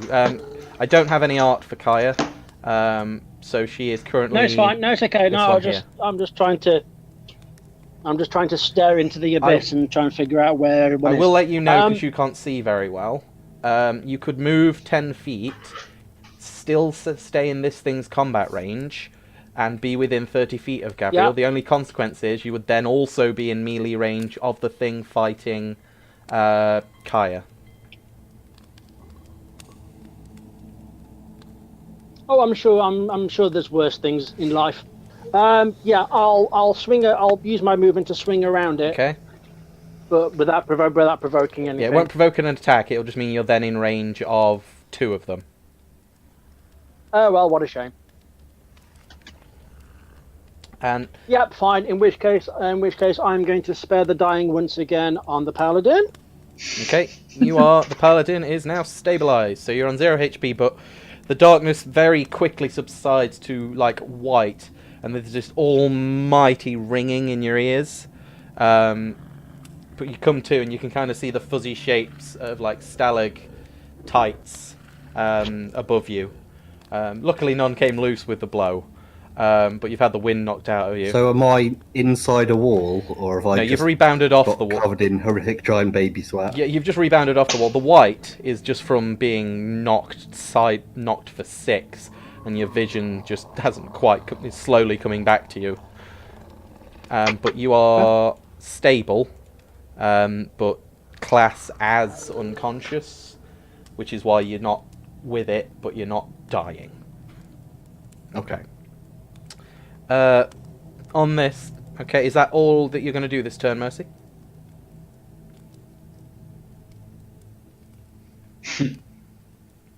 Mercy? Well, I can't hear her, so I'm imagining that's all she's going to do this turn. She's asking if the enemy is within 30 feet that attacked me. 5, Which 10... it looks 15, like it is, 'cause it's closer than 25, I am. Just. Yeah, it is just within range. You might have to translate, I don't know where her voice has gone.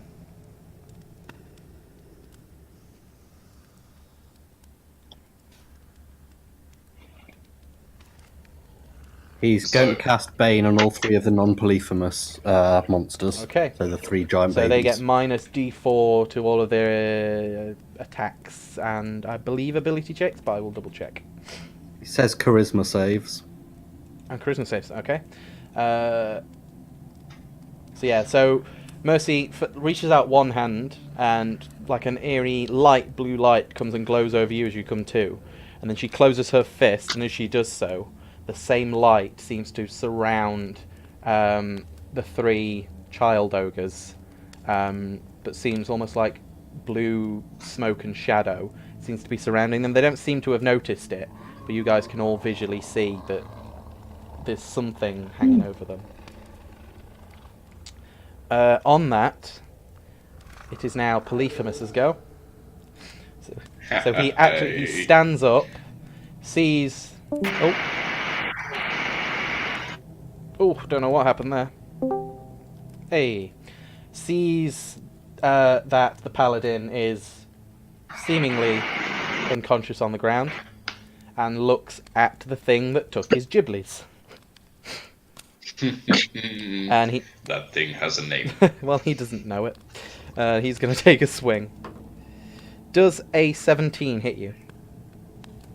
17 will hit me. Okay. So he looks at you, and he just picks up one of the boulders from the side in the cave itself, and he just doesn't lob it at you, but just kind of twats you with it, and it hits you right on top of the head. You're definitely going to have a headache in the morning, as you take... 22 plus... You're raging at the moment, aren't you? I'm raging, yeah. That is a good job, because you take... Can't do math. 16 points of bludgeoning damage, reduced to 8. Reduced to 8. Ooh, thank God for that. Right. Yeah, as this thing just hits you full pelt with this huge boulder. Again, your vision goes blurry for a little bit, but then comes to with its familiar shade of red as you're raging. Oh, I'm now uber raging. Alma is going to see that things are not looking great and run away. No. She is going to see that Gavriel is down, and she's going to move 5, 10, 15, 20, 25, 30, trying to stay out the way, but getting close enough. 5, 10, 15, 20, 25, 30. She can just get close enough. She has to get in combat range as well, but she gets close enough to be able to, I think, wait, from there, 5, 10, 15, 20, 25, 30, yeah, she can get there, thought she could. Yep, to cast Healing Word on Gavriel at 1st level, I believe. Don't think she has any 2nd level spells yet. So that is 4 plus Wisdom is 3, I believe. So you heal for 7 hit points, Gavriel. Hooray! So she just like a panicked little chant, and holds her staff, and then flicks out this little glowing orb from the end of her staff that hits you, and dissipates over you, and you feel some of the ringing in your ears begin to dull, and you feel with it again, and you can actually see, your vision clears enough that you are back in the fight. Yeah. Galat, this beastie sees that it is surrounded by the three of you. It doesn't know what to do, so they are going to attack. Let's do this fairly. They are going to attack our guest again. Again. Yeah. So they see that they're surrounded, but you're the only one you were its original target. So it's going to again swing at you with this bone and try and hit you. Does a 19 hit? Yes. Okay. Oh, it's minus D4 though, isn't it? Does a 18 hit? Yes. Ooh. Yeah, we can hear Mercy again. Is it just to hit, not to damage? Is only 2 attacks and ability checks. Okay, just making sure it wasn't damage as well. So that is 8 bludgeoning damage. As it kind of just backhands from its swing before and just hits you in the side of the arm and the body. And again, knocks the wind out of you a little bit with the sheer size and force of this thing, and you take 8 points of damage. Okay. However, it is now your turn. I'm going to whisper so only it can hear. Casting Discordant Whisper Ooh. with roses are red, honey is sweet. I really can't stand you. We'll knock you off your feet. Hey.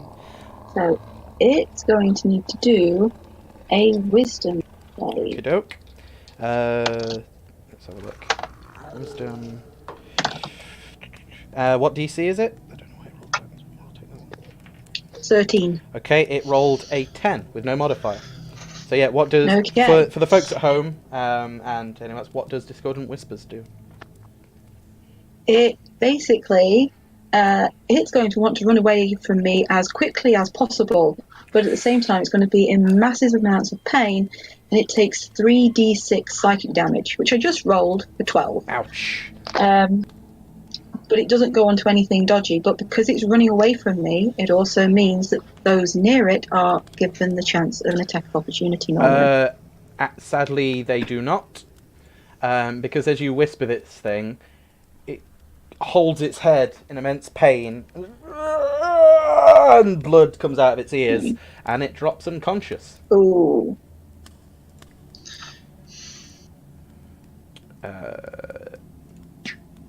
So yeah, this thing just drops to the ground, and as it's lying on the floor, blood seems to be trickling out of its eyes and ears. Ooh. Another one bites dust. As it does so, as with before, you can... Though this is new to you, Kaya, but Mercy you can see and Alma can see. It already seems to be slowly shrinking. You told me this. It's a kid. You told me it's a kid. Runt, it is your turn. It'll only freak you out for a minute. Yep. I'm gonna... Wait, is Polly on his feet now? He is on his feet, and he is looking at you. How badly beaten up is he looking? He doesn't seem too bloodied. Oh, so I'm actually going to finally use... Try and You're gonna use Reckless. deal some massive damage to him. I'm going to use Reckless. Okay. 119 and 118. Both hit, so yes, you hit. Cool. Right. So it's 2d6. 5. That is 9 points of damage. Okay. Oh, and rage modifier as well, isn't it? So 11 points of damage.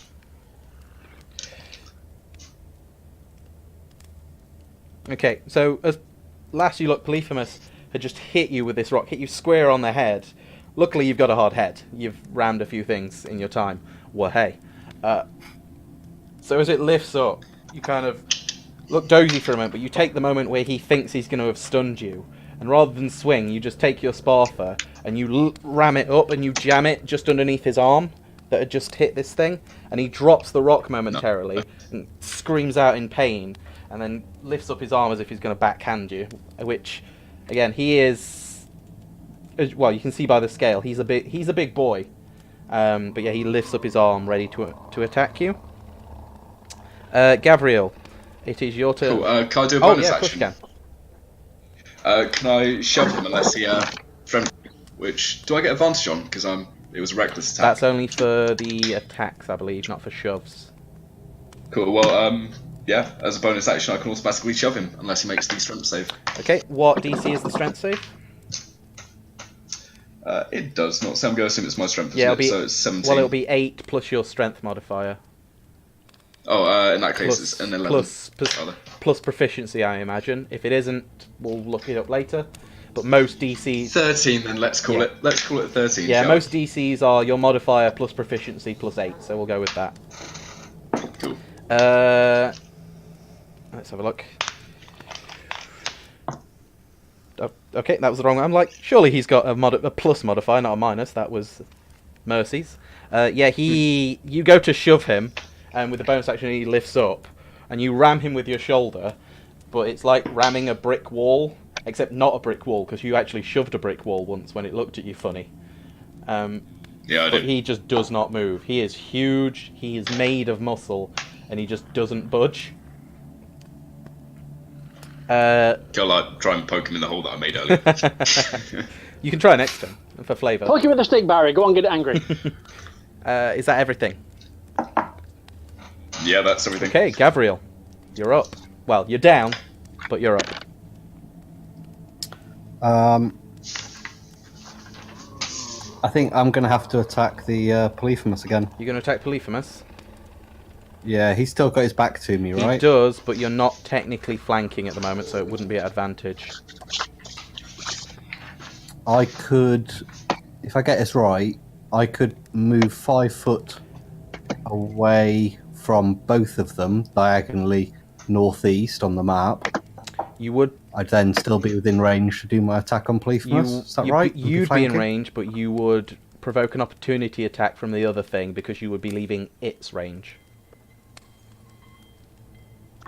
Yeah, but as it is at the moment, I'm going to be at disadvantage against Polyphemus. It'll be a normal attack at him, because you could use well, half I'm your within 5 foot of him now, aren't I? Yeah, well, oh, no, you are, so you would be. But you could move up. There is space here and here. If you wanted to move here. Oh, diagonally, straight north. Yeah, you can move straight north, still be in this thing's range, but be 5 feet away and you would attack normally with your lance, but you wouldn't get advantage. Yeah, let's do that then. Let's go straight north and then let's attack Polyphemus. Okay. It's with me putting circles there sometimes, but if you look at when it highlights over it, you should be able to see. Yeah. Okay, so roll to attack Polyphemus. Ooh, 23. Sadly, that hits. Didn't say sadly for who. What do you mean sadly? This is good for news. you. No, it is The a good best thing. news. I'm on your side too. I promise. Ooh, okay. So that's 14 damage, no radiant. Okay. Again, this thing is... Polyphemus is busy concentrating on Runt, and so doesn't notice as a paladin drives a lance straight into the kidneys from behind, and you manage to hit it with enough force that it pierces through the other side, and he grabs his other hand and grabs onto the lance. He doesn't grapple it or anything, but he just grabs onto this thing that just came sticking out of him, and you pull it out of him again, and it jolts away. But yeah, he's starting to look hurt. I know we don't use these terms, but he has a lot of blood on him. Definitely. Hey. Old D&Ders will get that. It's not even from my time, because I'm quite new. Yes, I'm old. Farm remembers. Right. So this beastie here, a little upset that it's being ignored, but is going to again take another swing with its cleaver at Mercy. minus a d4. You weren't damaged between casting that spell, were you? It was before. I was damaged before I cast it. I thought you were. Is it concentration, though? Yes. I will bear that in mind if you attempt to do the same. Jeez. Oh, I know. I take it a 10 misses you. I rarely forget. Thank Christ. Oh, sorry, no, thank I was Persephone. gonna say. So this thing goes to swing at you again, but as it does so, the light and smoke that seems to be surrounding it seems to almost grab a hold of its arm in like a coil of smoke, and it swings, but it's a lot slower than it was, and you just bring your shield up and knock it aside. Marvellous. And that's that thing's turn. The other thing near you, Gavriel, looks a bit upset that you're ignoring it, not gonna lie. And he pulls out two, what look like some form of dagger, but they appear to be made of some sort of animal bone that's been filed down. And he goes to slash at you with both of those. Does a... D4 on him. Yeah, I'm rolling d4s, but do keep reminding me just in case. Does a 14 hit you? Nope. Hey! This thing goes to slash at you with Finally, these... the AC pays off. These daggers are basically short swords in its hands, but it lunges at you with both, but you manage to pull up your shield and just knock it above you and throw it off its balance before it can come in with a second swipe, and it just misses you entirely.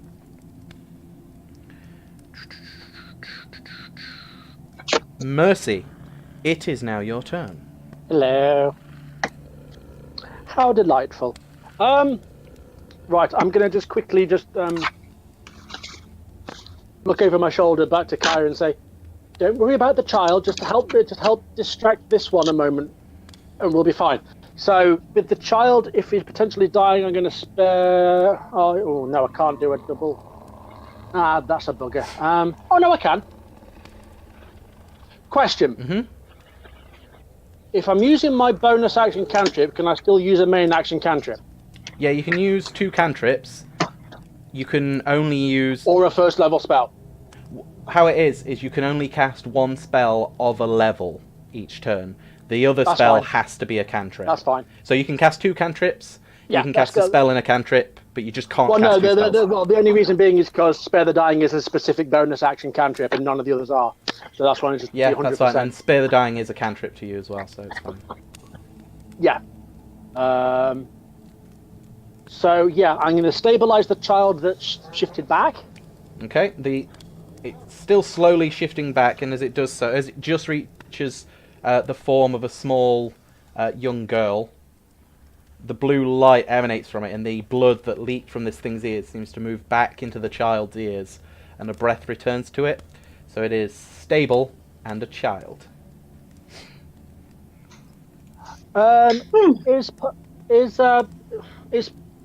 Is Polly Pocket within 30 feet of 60 feet of me? How many, sorry? Polly's got a pocket now. 60. Definitely within 60. Yeah, easily within 60 feet.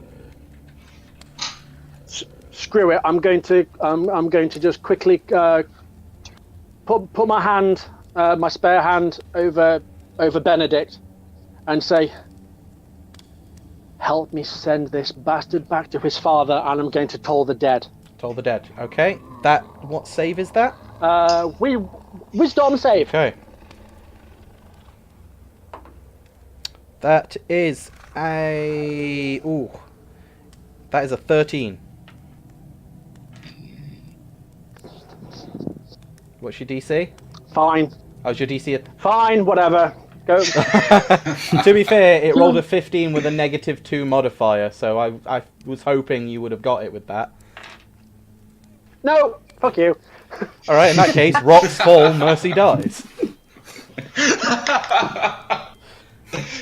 Roll for falling rock. So as you reach Roll out, for falling rock. as you reach out, Benedict, towards Polyphemus, you go to release the energy, and like a shockwave almost comes out as this bell tolls, and it seems to reach towards Polyphemus, but hits it and just seems to dissipate off and doesn't seem to do anything this time.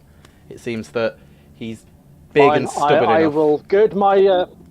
I will gird what's left of my loins for this thing that's in front of me. Okay. As you prepare to do so, it is Polyphemus' turn. And he is going to take he's going to take another swing at you with advantage because you chose reckless. I did. Motion detected. Where's the robot? Intruder. Is Polyphemus a robot now? Apparently. This is a really weird setting. So does a 21 hit you? No, it doesn't. Yeah, of course it does. I rolled a 15 and a 2. 21 will hit me. Okay, it does 4 plus. So that does 8 points of damage to you, reduced to 4 because you're raging. As it just backhands you. And rather than actually knock you aside, you kind of grab onto his arm as he does so and ride the momentum and manage to dig your heels in and stop it just before it knocks you into the wall.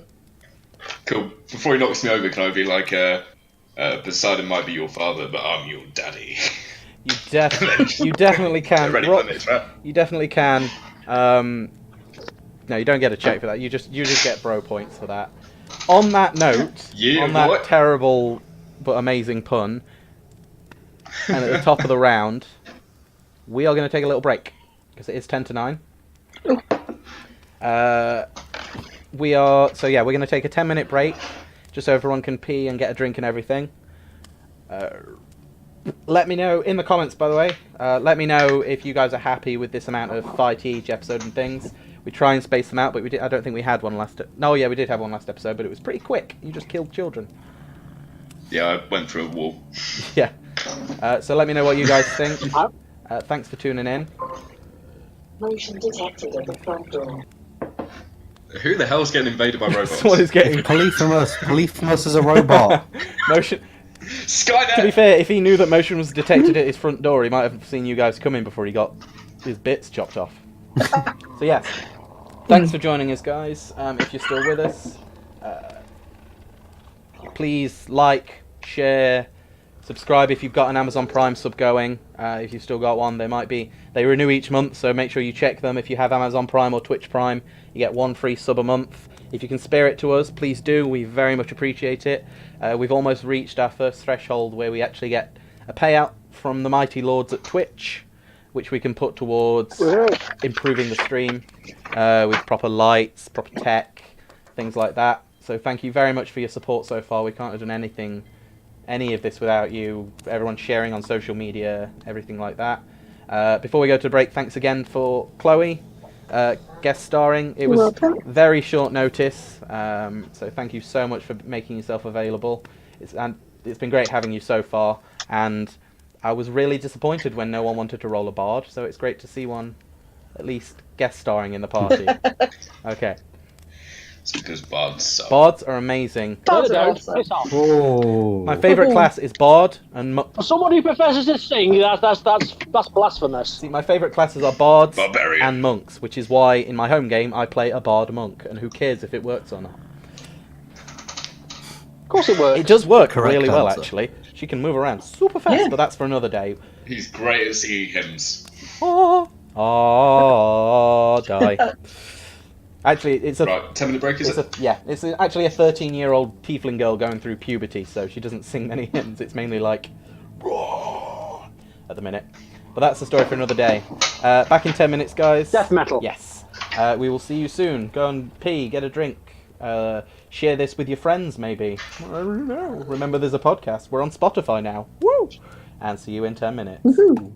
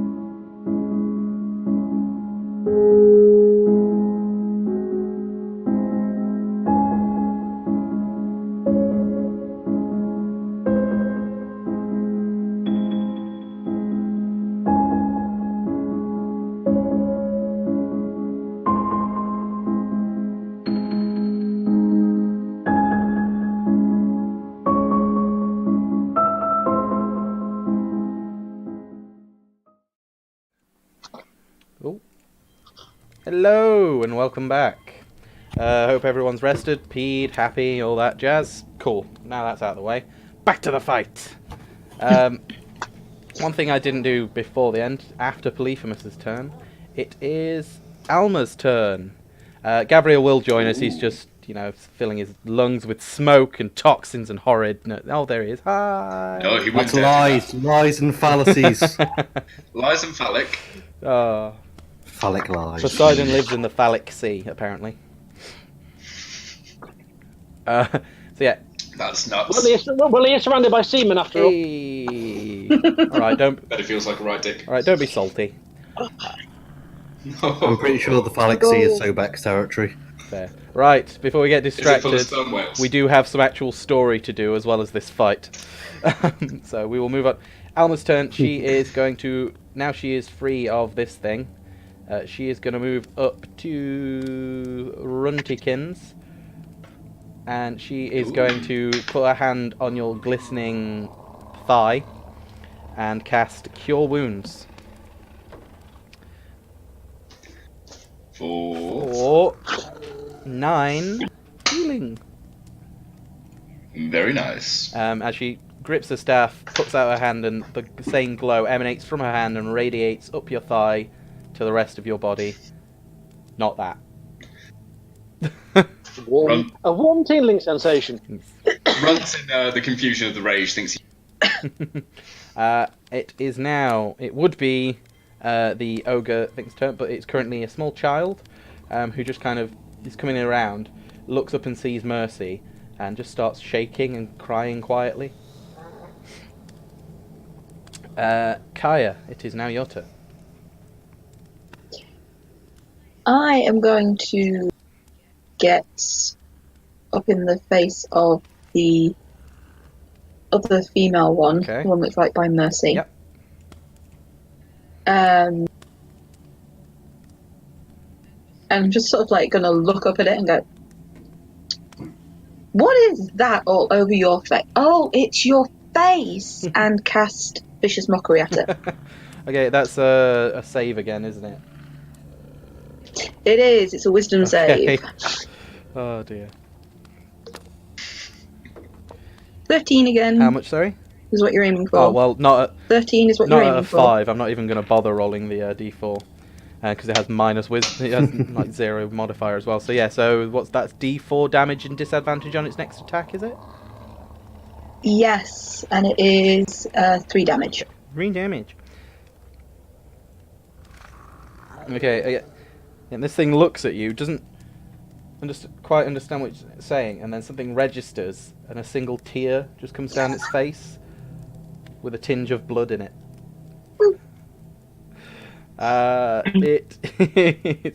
Is that everything for your turn? That is everything for my turn. Fucking love bards. Runt. It's your turn. It's on me, is it? It is, yeah. Right. I'm going to do another wreck.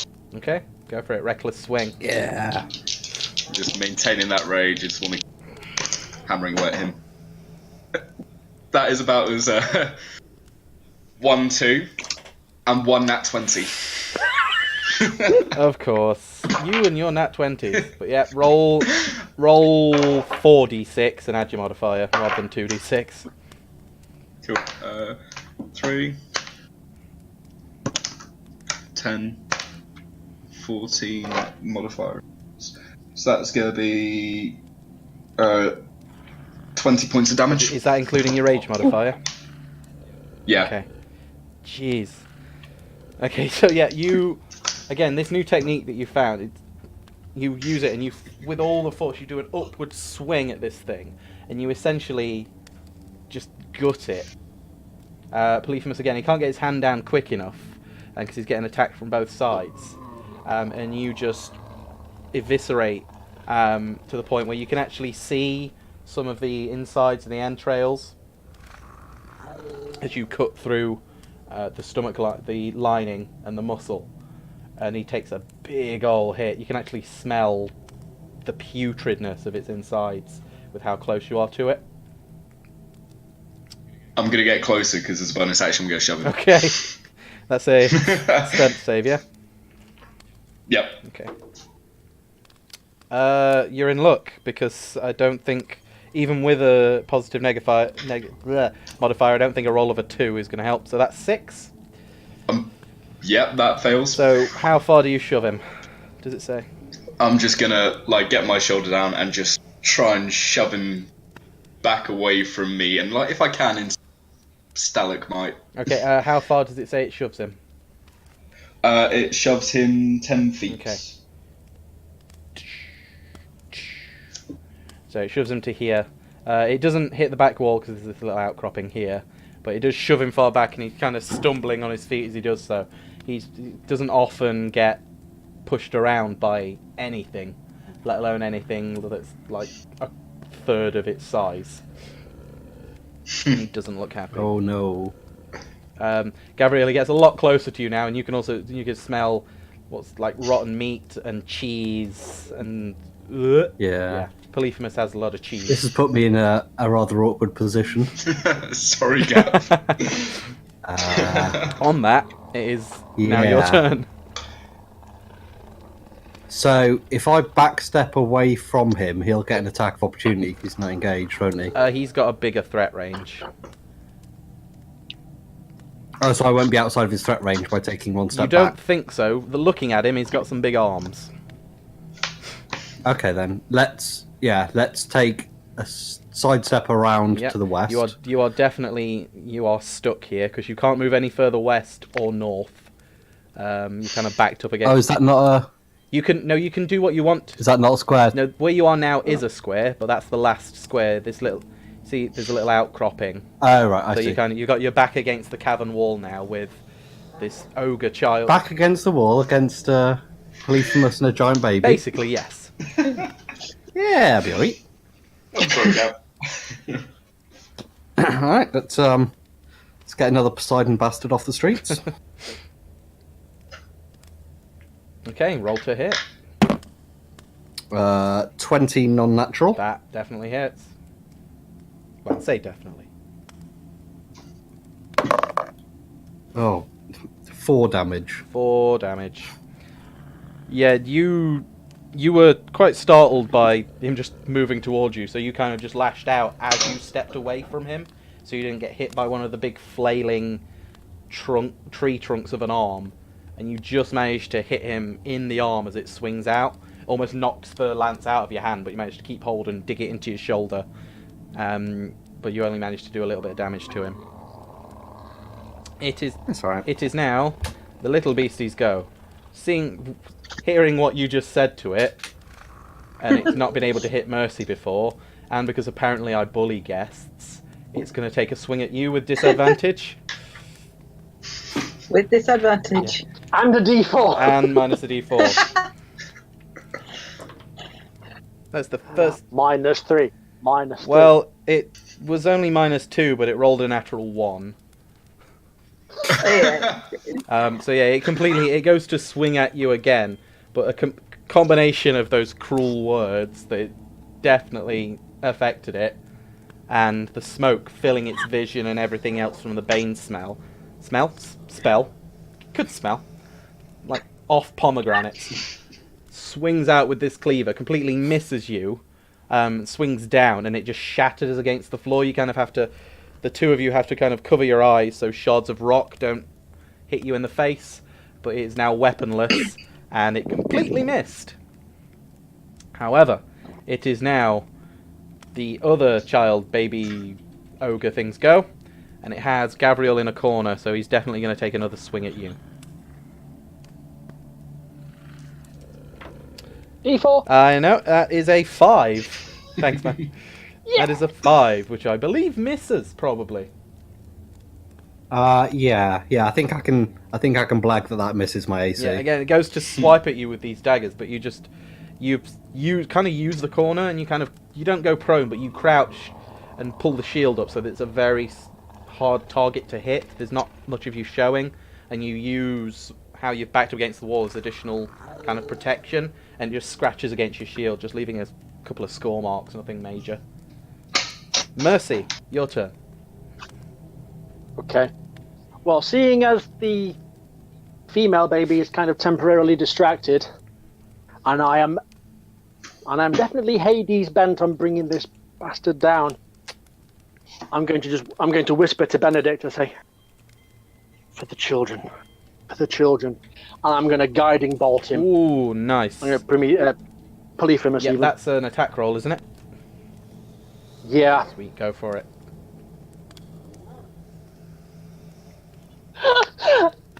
Natural 20. Hey! Wow. So yeah, as you say that, Benedict, the eyes of Benedict glow, and you lift it up so that the face is looking straight at Polyphemus, and from its eyes, these blinding beams of radiant blue, purple energy shoot out and hit Polyphemus score in the chest. Roll for damage. So does 4d6 become It 8d6? does.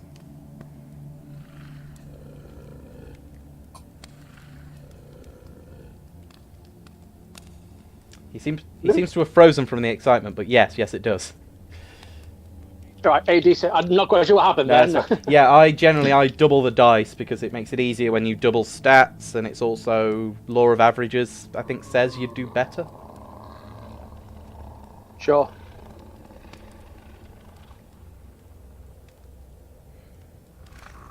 Okay.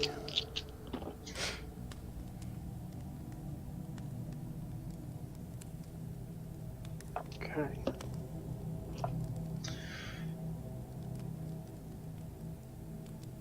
That is 27 points of radiant damage, and the next thing to hit it has advantage. Okay. So,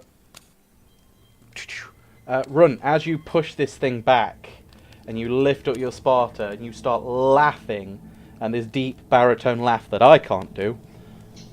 That one.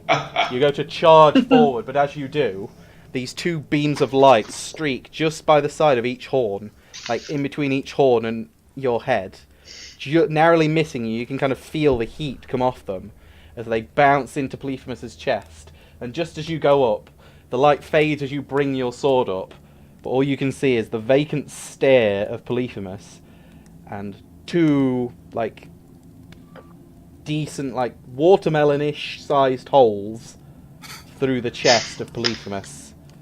And you can see out to the other side of the cave as he slowly falls on his back, dead. Damn it, Mercy, you stole my kill.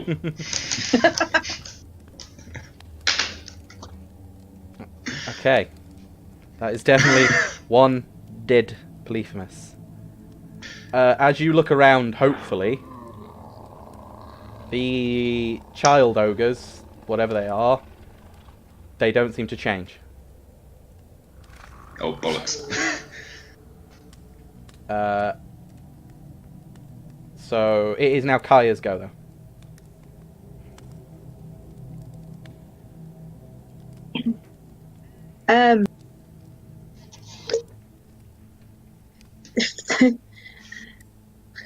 Really don't want to sort of like have to do what. Yeah, I'm going to try and send this one to sleep by sort of like singing a lullaby at it. Okay. Do you have a lullaby in mind, or are you just singing a lullaby?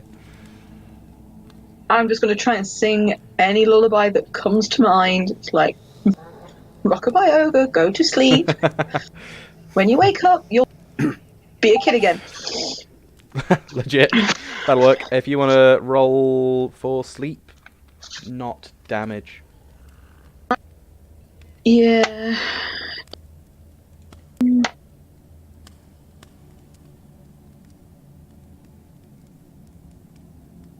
Oh. Oh no, things have gone wrong. Sleep spell. Yes, sorry, I lost you for a second there.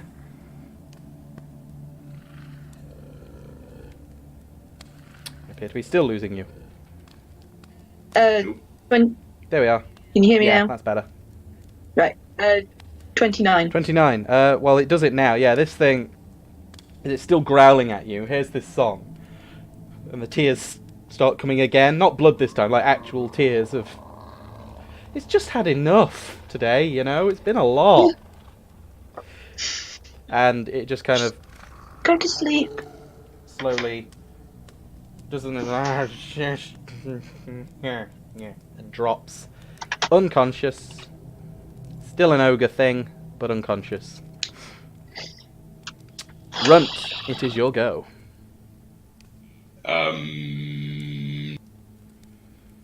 Would you make me a... How far can I dash?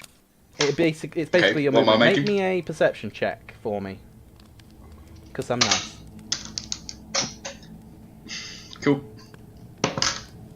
That is a 19. At 19, yeah. You look around and you're like, is this not... Did we not do it? But you look over at Polyphemus thinking maybe is he still alive somehow? And you can still see the glow coming from its eye. Right, can I want to dash over to Polyphemus and just rip out his eye. Just pluck it straight out. Okay, make a strength check for me. That With is advantage because you're a... raging. Yeah, with advantage because you're raging. Thanks, Mercy. Good thing. That is a 22.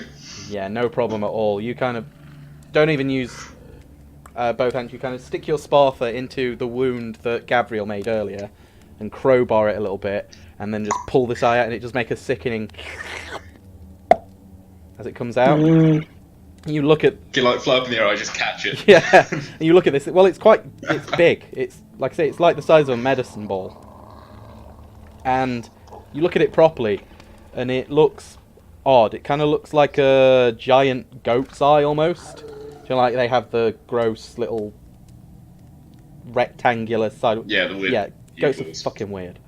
Yeah, they are. And it's glowing. The iris of it itself is glowing this like eerie green light. And as you hold it in your hands, you have to keep a hold on it because it still seems to be trying to move around in your grip. It's horrible. Not gonna lie. Alright. I want to destroy this thing. Okay. I'm gonna pull the dagger that I've kept on me since the first session, and then just like ram it through the eyeball and split it open. Okay, I'm not going to make you roll for damage for that one, because you have it in your hand, you rolled a mega strength check, and yeah, it's not like you're going to miss. So you ram this thing straight through the pupil, and then tear upwards to kind of split it in half. As you do so, the green light seems to dim for a second, and then explodes out, and the whole eye itself just explodes in this gore and eerie light, and there's a shockwave of green energy throughout the entire cavern. Can everybody make a con save for me? Constitution save. That is a 17. That's everybody. Oh, Oh, damn. Yeah, as this wave goes Sorry, out the guys. entire cavern.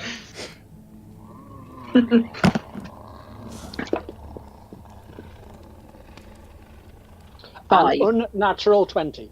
Yeah. 11. Okay. So what did you get, Kaya? 5. Okay. So Kaya and Gaia, as you feel this energy hit you, it almost physically hits you, and you just feel a wave of just apathy and lethargy hit you as this energy kind of passes over you. And you both suffer just one level of exhaustion. You ain't dead. You don't take any damage. I'm not that horrible. But yeah, as this energy passes over you and outwards, you just feel kind of sick. And like all the energy of the day has been drained out of you. And your muscles just feel instantly sore. And the both of you suffer a level of exhaustion. As you all look around after this shockwave and kind of check yourself, one thing you do realise is you didn't even see it happen, but standing where there's one sleeping and one still standing holding these two daggers, it instantly drops. Instead of the ogres are now two small children. Yeah. The one that's awake looks up at Gabriel and just starts instantly crying. It's just a small boy, can't be more than 7 years old, and just looks at you crying.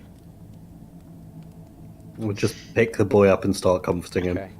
Yeah, he starts. Because you're so good with children.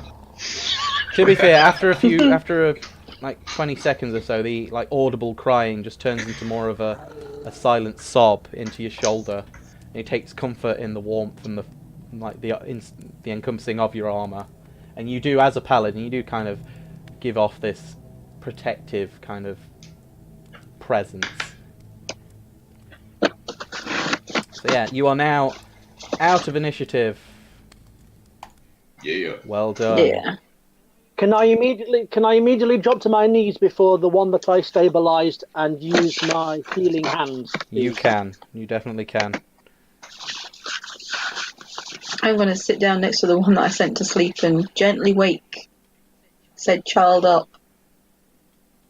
Yep, go for it. You shake her awake, and she looks up at you. A girl, yeah, can't be more than 9 years old. That's a much prettier face. She looks at you. She's like, where am I? I'm just sort of like gonna offer her a massive hug. She hugs, but she seems reluctant, but she's just scared. They're all just terrified.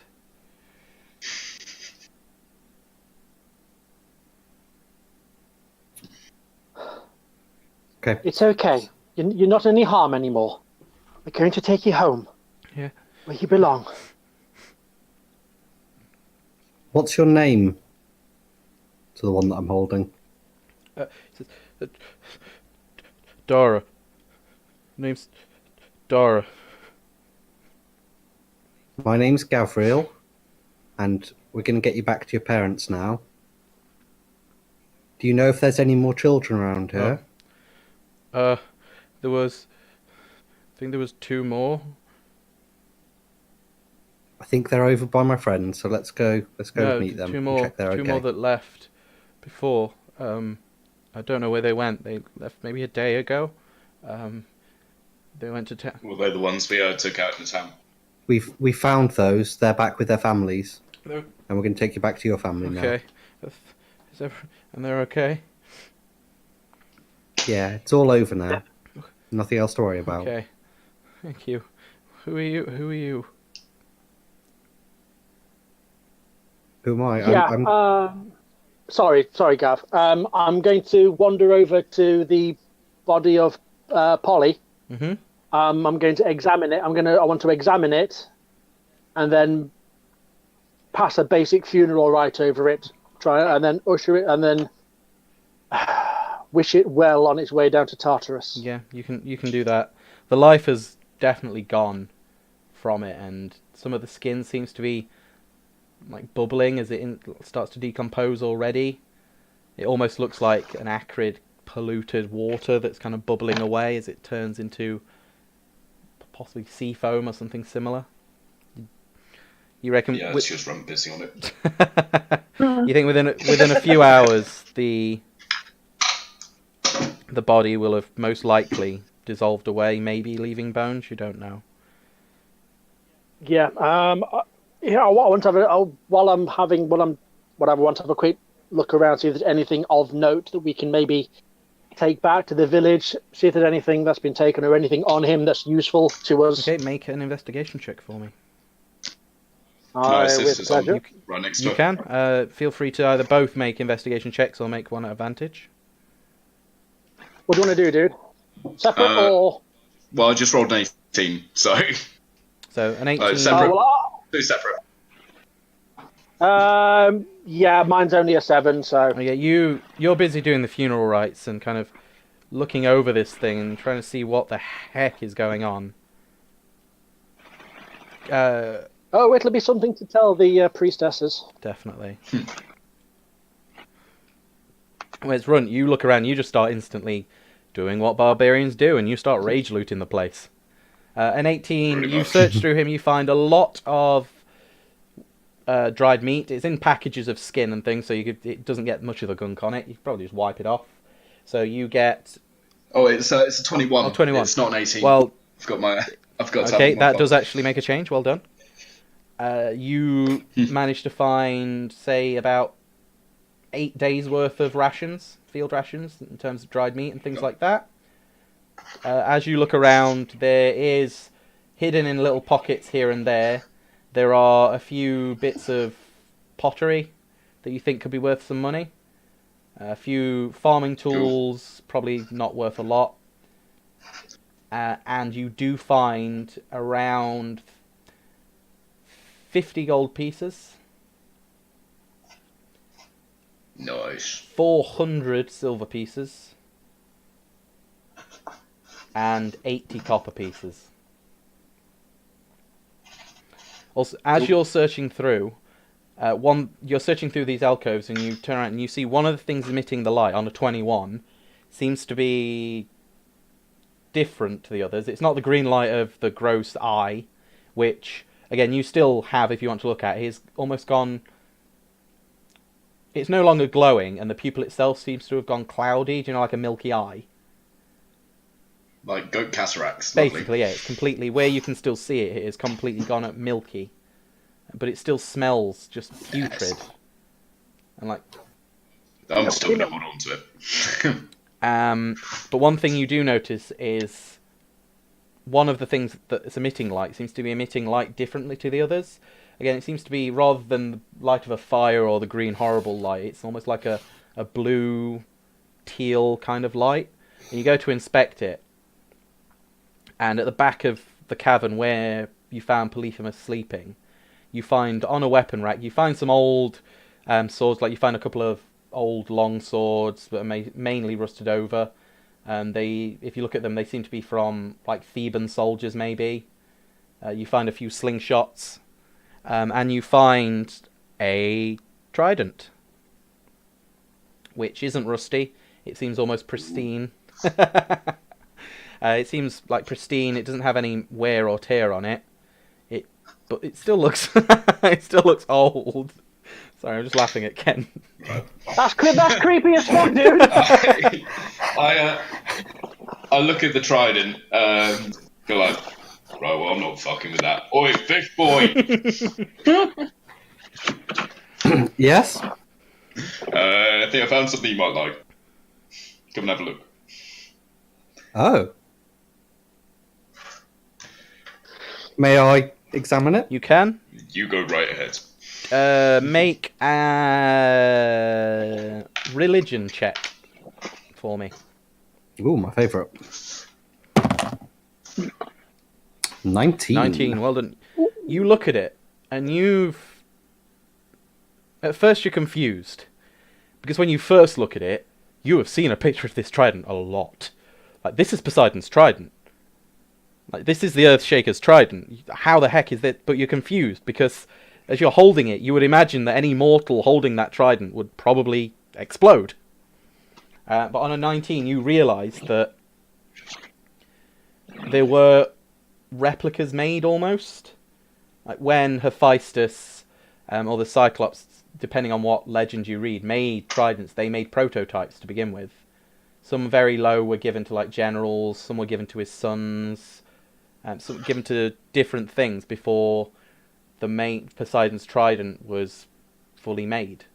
And so you think this is probably a very, very early prototype of Poseidon's trident, which is why it looks so much like it does. Okay. It definitely emits a magical aura, but it seems to be very small-scale magical aura. You don't know what it does, you would need either a spell or to spend some more time with it to find out what it does.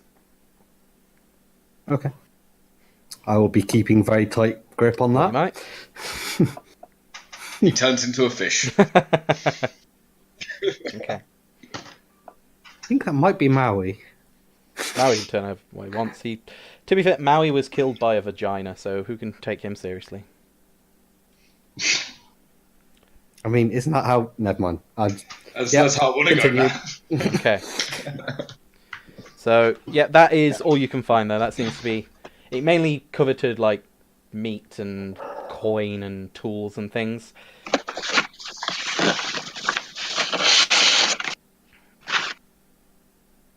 The rest... Well, if you're all done wandering around, maybe we should get these kids back to their parents. Yes. Can one of you help this child back? I have to do something with regards to this besmirchment on Poseidon's name. Right. Well, I've already done a basic thing for you, but if you want to do your own thing, you're more than welcome. I will. I appreciate I'll offer. that. I will offer my hand to the boy. This is Mercy. Mercy's very nice. She'll help you get back to your family, and I'll be right behind. Okay. Dara seems reluctant to, looking at Mercy. And I will give my best Wednesday Addams smile. I'm sure you will. Seems to scare him more than comfort him, but he looks back at you and Gabriel, and you give him a nod, and he goes with him. Stays closer to the little girl than Mercy, but it does feel safer being around a grown-up.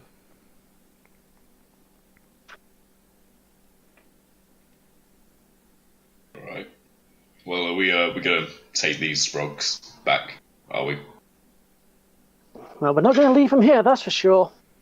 Well, I mean, we could do, but You can't exactly expect, after you come all this way, you can't exactly expect them to make their own way back either. Exactly. that's true. Exactly. It's only fitting we guide them back to the loving arms of those that need them. Are any of you the child of Arl and Lana? They look at a big shaking of heads. No, we don't know disappointing. them, sorry. Oh, that's disappointing. Right. Okay. There weren't any kids that came and left, other than the ones that went a few days ago. No, I don't think so. I don't know. These are all the ones that I I've see. known. But I don't know how long I've been. I don't think I've been here very long. This is Dara speaking. All right. Well, don't you worry. We're gonna get you home anyway. That's fine. Oh, drat. This is gonna be a fun little conversation we're gonna have. No, it's not. Oh, I'm still holding the eye, by the way. Okay, you keeping that with? Oh, put Yeah. it so. I'm like kicking it along like a football, like a kid walking to the park. Is he always like this? Yes, yeah. Thank you, by the way, you were most helpful. You're welcome. The decent and sensible thing to do. You needed assistance, so I helped. And now you have plenty Well, of material to write about. So it's Yes. a win-win. Well, let's put it this way: other people in your position probably would not have. So that makes you better than most in my book. And I don't like many people. So She doesn't. I can vouch for that. Has everyone left the cave at this stage? we're walking out Yeah, we'll now. say Dude. yeah. You get some time on your own to do what you want to do. Just don't forget about tripwire. Okay. So I'm going to go over to the corpse of Polyphemus. Yep. Make sure that I can get access to inside the rib cage, and kind of make sure I've got a decent way so I can actually see where the heart is. Okay. Most of the heart is there. That's fine. I'm going to offer up a prayer to Poseidon. Make sure that I think that he is aware of what has happened here, and that I can then inform him of this. Okay. We're going to pray. Poseidon, I wish you to know that another of your children has been brought to reckoning. Polyphemus has been killed. As a vile toxin polluting this area and befouling the land, it's unfit to bear the name that you have given him. Unfit to exist. And so, I've continued with the work that you have tasked me, without the assistance of the rest of the force. But, with some rather unlikely allies, we have succeeded. And furthermore, one of the tridents, I believe, connected to your own, has been found and will be brought back.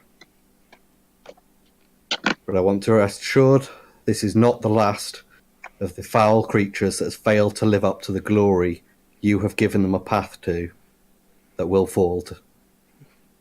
We'll find the rest of the force, and we will bring all of the rest of them to justice in your name.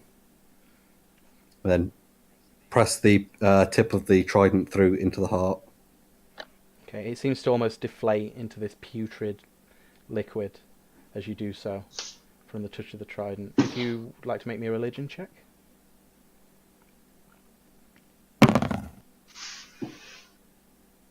If I can find my sheet. 16. 16. Okay, as you do so, you kind of feel a glow of power come through the trident, and then leave slightly after, almost as if it's accepting you, or something was accepted. There seems to be a bond that's been made somewhere, or an acknowledgement at least. Okay. I'm going to kind of stagger out of the cave, still quite exhausted, and try to hobble and catch up to the rest of them. Okay. Okay, yep, you meet at the outside of the cave. It seems to be clear. Night has definitely taken now. But you seem to be the only ones out there. You are free to make your way back if you'd like to. Yep, I'm going to light up Benedict so everyone can see. Okay. The same eerie, dark blue, almost purple light comes out of Mercy's mace. Again, scaring the children a little bit as this massive skull mace glows out of its eyes and mouth. But it illuminates your way like a beacon as she takes the lead, and you can make your way back to town.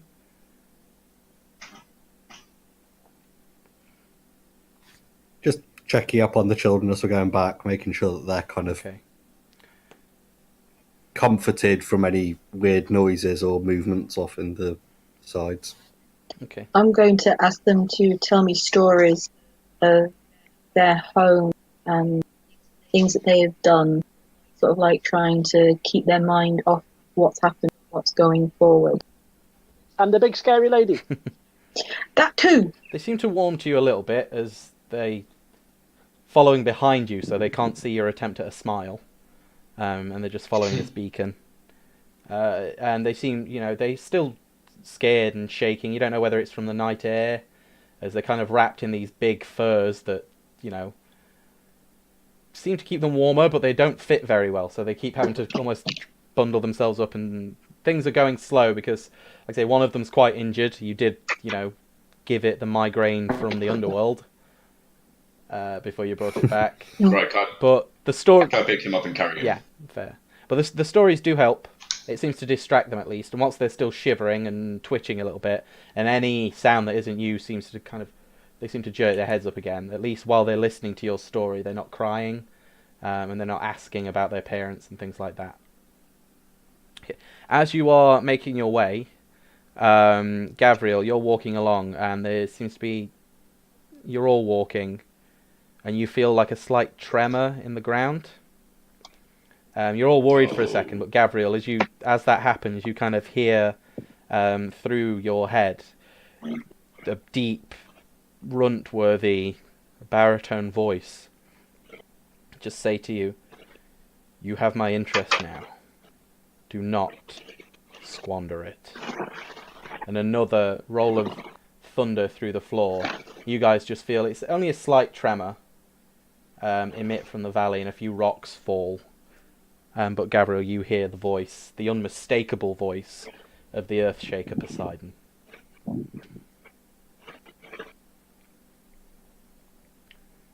Okay. Don't worry. If he was unhappy, the entire valley would be on us. Okay. You guys have Right, well that's a comforting thing to say to children. You guys have no idea who he's talking about. You can assume. But yeah. I just think he's crazy. Okay. Yeah. Okay. You guys...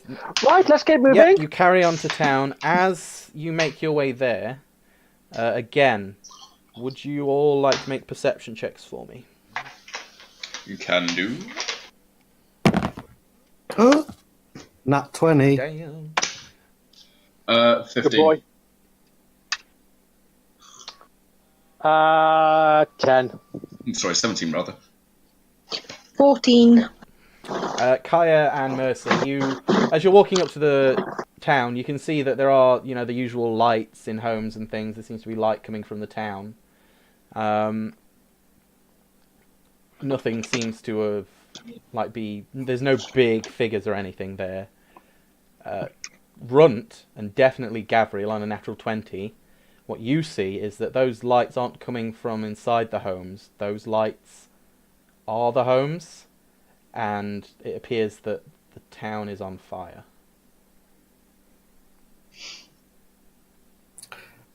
Right, move fast. That's fire. What? It's fire at the town. Move. Okay. Try and pick up the pace a lot. Right, I pick up another kid. All the kids? Right at the moment, just run. Okay. Yeah, I'll pick up all the kids.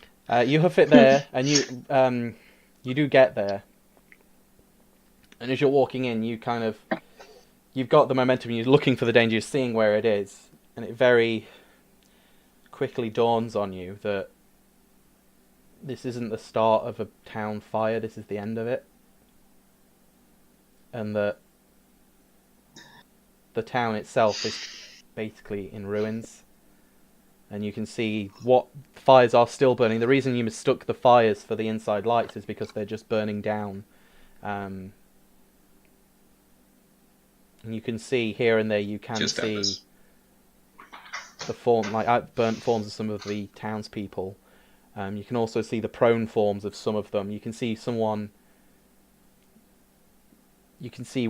one body kind of slumped, and you can see the bottom half as they've kind of slumped over the well. You can see a few bodies here and there.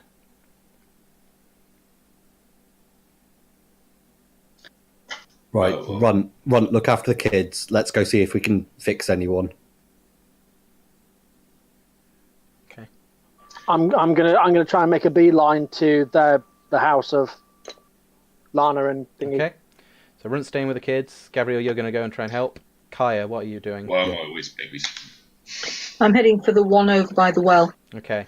And Alma is she just seems shell-shocked. Like I say, before when she saw bodies, she was almost expecting it. This is something else. There's a town on fire.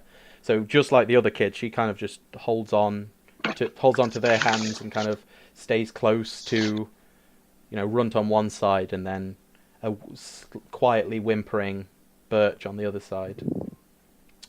Gabriel, you walk around and you can see you can't see any survivors.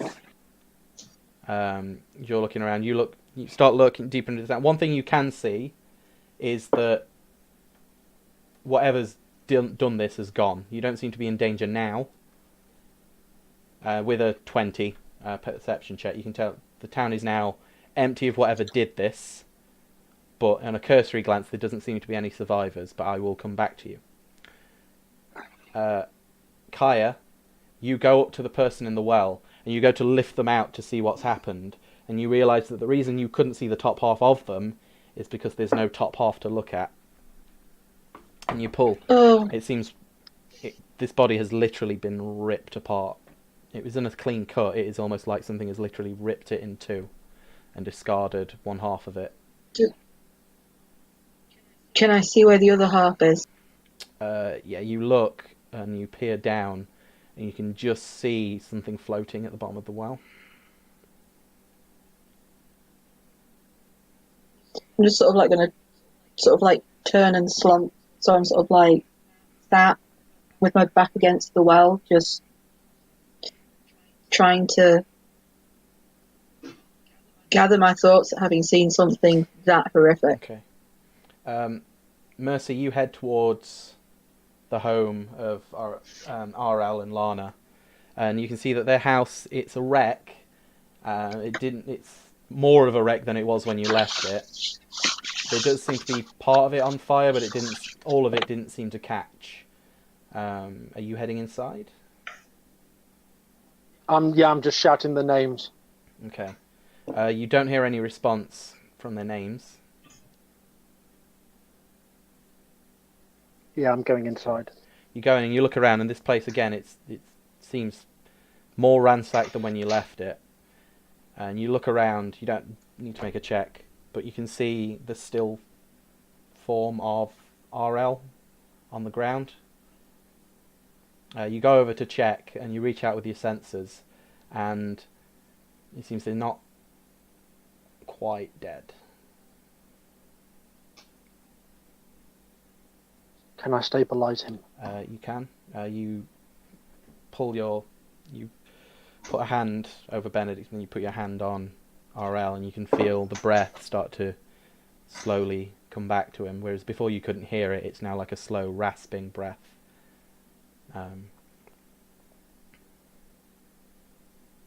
Gavriel, at this point you kind of come up level with the house as well, and you can see Mercy bent over the form of RL in the house. Just going to go lay on hands straight onto RL if Mercy's tending to him. Okay. Yeah, you pour some of your divine power into him, and again, the rasping breath stays the same, but his eyes slowly open. And he looks out at you. Arel, what happened? Her.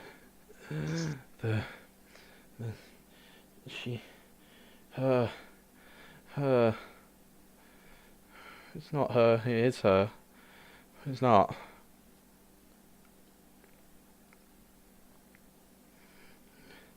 The children, they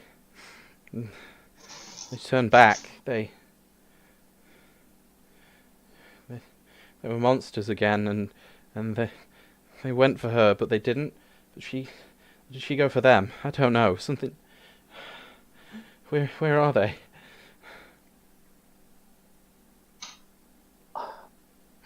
I don't know.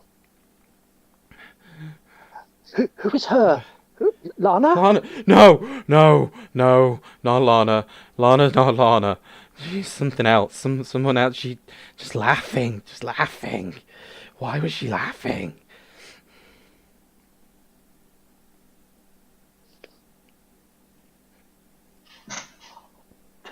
Take it. I'm gonna check my backpack for some water or something to give him. He takes a drink. It takes him a few moments, and he's still horribly shaken. Calm yourself. If you want, guys, you can hear What commotion happened coming after from we- the house if you wanted to be part of this at all. I'm going to head over. Okay. Is there like a structure that's still standing? Like, Yeah, there's the one thing you see that is still standing, is the tree I talked about. Seems to be unharmed completely. But in terms of buildings itself, right, well, everything seems to be at least Nah. wrecked a little bit. There's nothing really inside you could go. right. Well, I'll leave Alma with the kids and be like, right, you watch these guys. Okay. Then I wander over to join the others. Okay. Yeah, you guys make your way over just as he starts speaking again after taking a moment and some water. And he looks at you, looks strangely at Kaya, but doesn't seem to be. He's got other things on his mind. He's just the children. We were getting ready to leave, and just as dusk hit, Dimitri came and he was arguing with us about leaving, and Lana she started laughing at him, and something happened, and I didn't see what happened. She was facing away from me, but Dimitri just screamed. I've never heard anybody scream like that, and he just fell, he just fell to the floor, and he was dead. And then the children, the children that you say, they, as soon as they hit, they turned again, and they started ripping his guards apart, and they started ripping everybody apart, and they just. She looked at me, and it wasn't her. Those eyes, it wasn't her, and I felt that screaming in my head just get louder and louder and louder and louder, and I don't remember anything else past the screaming. Right, we've got to get you out of here. Yeah, We've rescued some of the other children, but got to get you out of here. It's not safe. Why did she do that? We don't know. We'll find out. But yes, we need to find you somewhere safe to go. Yeah. Kaya. Yes. I mean, I know you've kind of fallen into this, but is there any way we could possibly leave you in charge of Arl and the children? I'll find them somewhere safe. At this point, Alma walks over to you all, and she's obviously shaken. She's like, Apollo looks after people. He's the god of healers. I didn't think he's all that great, but the healers there are good. He could look after them at Delphi. Right, we need to get you to Delphi as fast as possible then. We need to meet up with that caravan if it's coming back. It is coming back the next morning. Right, we need to lay low for the night, and then as soon as it arrives, we send you all with the caravan, maybe with some provisions or some money at least, so you can at least look after yourselves for the journey. Can I have a look around outside the hut to see if I can see any like tracks suggesting which way they might have gone, like the big monster things now they're Feel back? free to make me a survival check. That is a 15. You can see it does. From looking, it does seem to just be the two big pairs of tracks again. So it does seem to add up to his story that the children turned back into whatever they were. And they seem to go out the way you came in. But without following it further, tracking it properly tracking it, you don't know exactly where they went, but they left the way you came in. Like I say... Right. We need to wait until morning. We'll be able to track them better in the morning light. But they might well have vanished by then. I mean, I'd say we leave. We're not in a position to chase, and I'm not prepared to leave these. I'm not prepared to leave these children alone all night. You've all had a very difficult time. I would suggest waiting until the morning and at least get some rest. Mercy, you did a funeral rite of sort. I'm guessing that you'll want to do something similar here. It's only proper that I do what I can. And I'll help any way that I can. Aphrodite would not have it any other way. Not for something like this. It is greatly appreciated. It's been a weird day and a bit. That's for sure. Then, if we are to part in the morning, I would suggest that you at least get some rest, and it will probably also help the children as well, knowing that you are close by before heading off. Let us feed them and find them some clothes for the morning. Let us give them one night of peace, please. Please. Okay. So we should find somewhere nearby that's not in the town. This isn't a healthy environment to be resting in. Okay, so just because we're running out of time, I'll help you out a little bit with the narrative, and I've just thrown this on you. So, you kind of band together. Mercy and Kaya, you start to help arrange bodies and run. You help to kind of move the bodies to at least be somewhere respectful where the bodies remain, and you perform the funeral rites. I put them all by the tree. Yeah. Gavriel, as they're doing this, you look with the children and Alma to try and find somewhere safe, and something hits you, and you go out because it's in the town, but it's far off away from, without looking, see it, and you go towards the shrine, and you start to take some bedrolls so that you could possibly camp there and use the walls of the shrine to keep off any wind.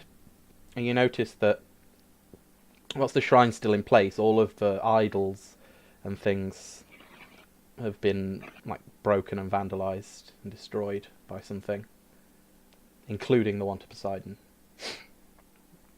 But you bed down, you make like a group of things together with your parties on the outer side so that you can almost shield the children in between you and the shrine walls to keep them safe. And you all bed down for the night, and no one really says anything. Kaya, after a while, gently plays a morbid tune, like a solemn tune on the lyre. But after a while, even she loses motivation to do that, after what you've seen. One thing that does happen throughout the night is, Gavriel, you take some time with the trident, and you, as you're saying your nightly prayers and you're inspecting it after what's happened, you can attune to it.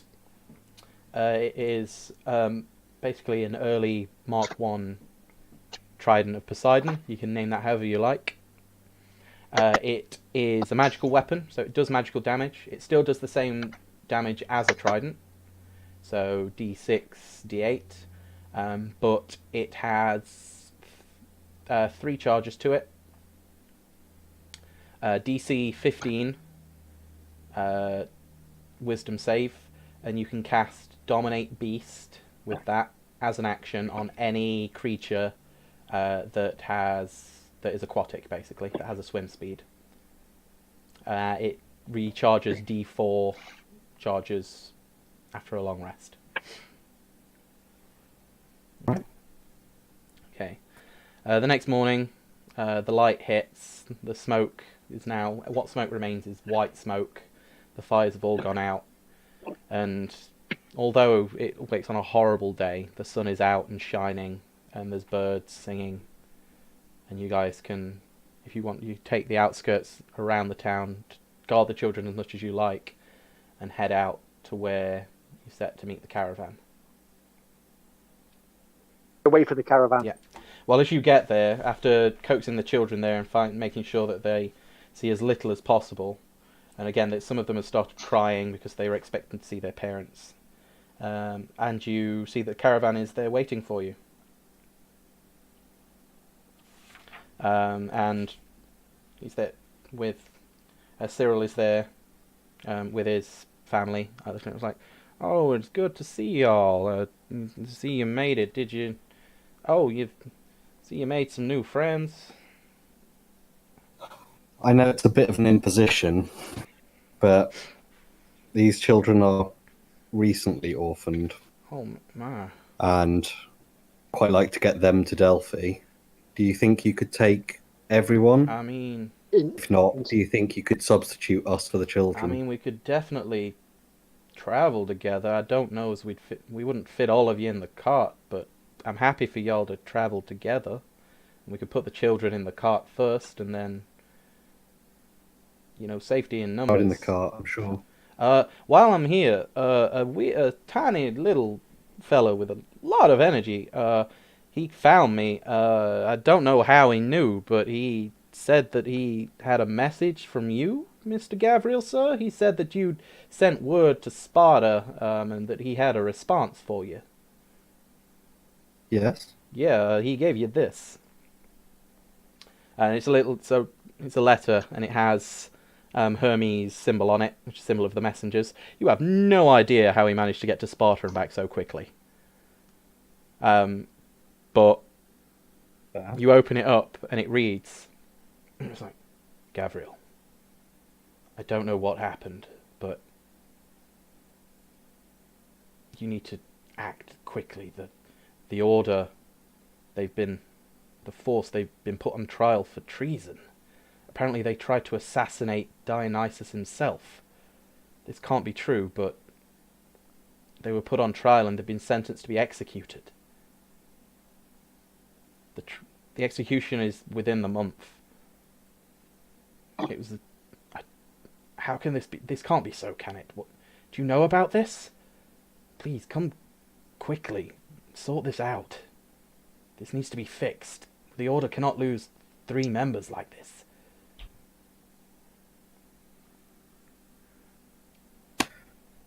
Runt. Do you remember you said you'd come with me to Sparta? I do remember, yeah. To call this in, I'm going to Sparta right now. Alright. I absolutely have to go straight to Sparta right now. I wanted to go hunting, but I'd made you a promise, so we're going to Sparta. Alma pipes up. She's like, I can't go to Sparta. I can't do this. I need to go home. I need to find my parents. I need to go back to Delphi. I can't do this. I can't be around that death, and I just wanted to go and see things. I didn't want to see these things. That's fine. You've proved yourself more than capable, and I'm sure someday you'll do great things in the world. But what's happening now is too dangerous. And you've got some interesting stories to tell as well. I don't know if I want to tell these ones, but I do have some. Thank you all for taking me seriously. I know I'm small. I'm happy. Alma, Yeah?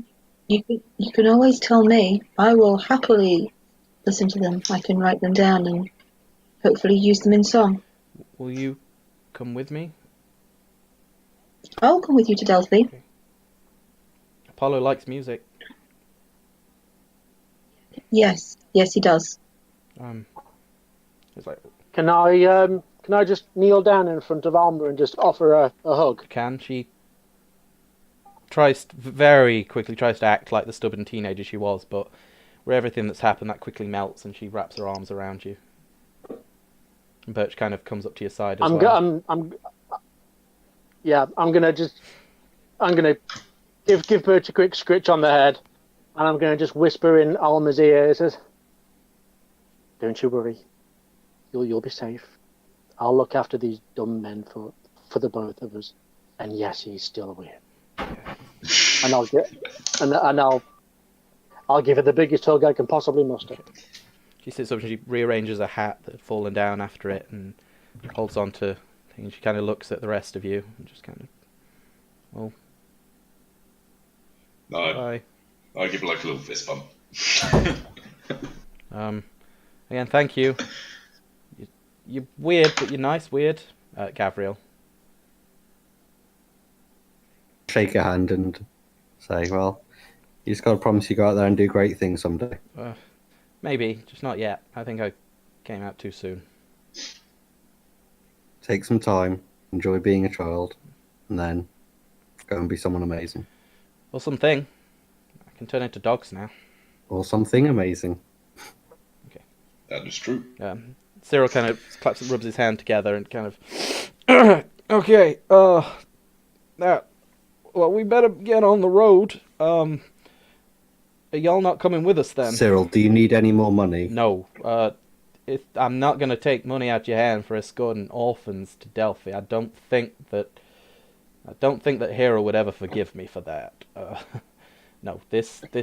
Do you at least have clothes for them? We do. We got some spare winter clothes for the children. It should fit them. If not, we can adjust them. We'll be fine. Thank you so much for bringing them, and we'll do what we can. We'll get them to Delphi, especially if we have this little one and lady musician over here to escort us. I'm sure it'll keep us entertained along the way. I will certainly do my best. Before they go, I give Cyril 100 silver and the 80 copper piece. Honestly, thank you. Please use the money for your children, these children. Of course, Ron's had a bit of a hard time, and I think they deserve some happiness when they get to Delphi. Of course, we don't stay anywhere for You long, too. but we will make sure they are looked after before we move on from Delphi. That much I promise you. Thank you very much. Okay. And then he whistles. I'm not going to do it here, but he whistles, and the ox starts moving as he's loading the last of the children up there. And Alma kind of jumps up and sits on the back with Birch next to her, just waving as you go. And leave. It's like, y'all coming with us, miss? To Kaya. Yeah. It's been a pleasure, and I hope to meet you all again at some point. I will sing songs of your great. I will then turn and sprint off to catch up. Okay. Yeah, Kaya runs off like bells and things just jingling as she does so. She jumps on and starts playing a happy, very, compared to last night's tune, a happy tune. It still seems melancholy, but there's hope in there. And you guys feel hopeful that at least you've done right by the children if you couldn't save the rest of them. And we will leave it there for tonight. Thank you very much, guys. I know that was a very heavy one again.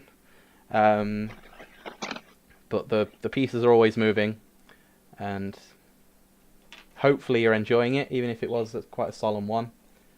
I hope you guys enjoy. Can we fight bunnies next time? It won't always be that awful, For I Easter. promise. But yeah, thanks, guys. I know I'm putting a lot on you, but it's a very intense story-driven campaign, and we will have some nice times where we meet Vikings and have arm wrestles on dinner boats and meet crazy old women, but we will also have times where you guys might need to have a cry shower afterwards. And if you enjoy all of them, Yeah. I've done my job right. And if you guys are enjoying it, then I'm happy as a DM. Thank you, everyone, for joining us. Been really good. Thank you so much, Chloe, for joining us as well. It's been great having you. Hopefully we can have you on thank again. you.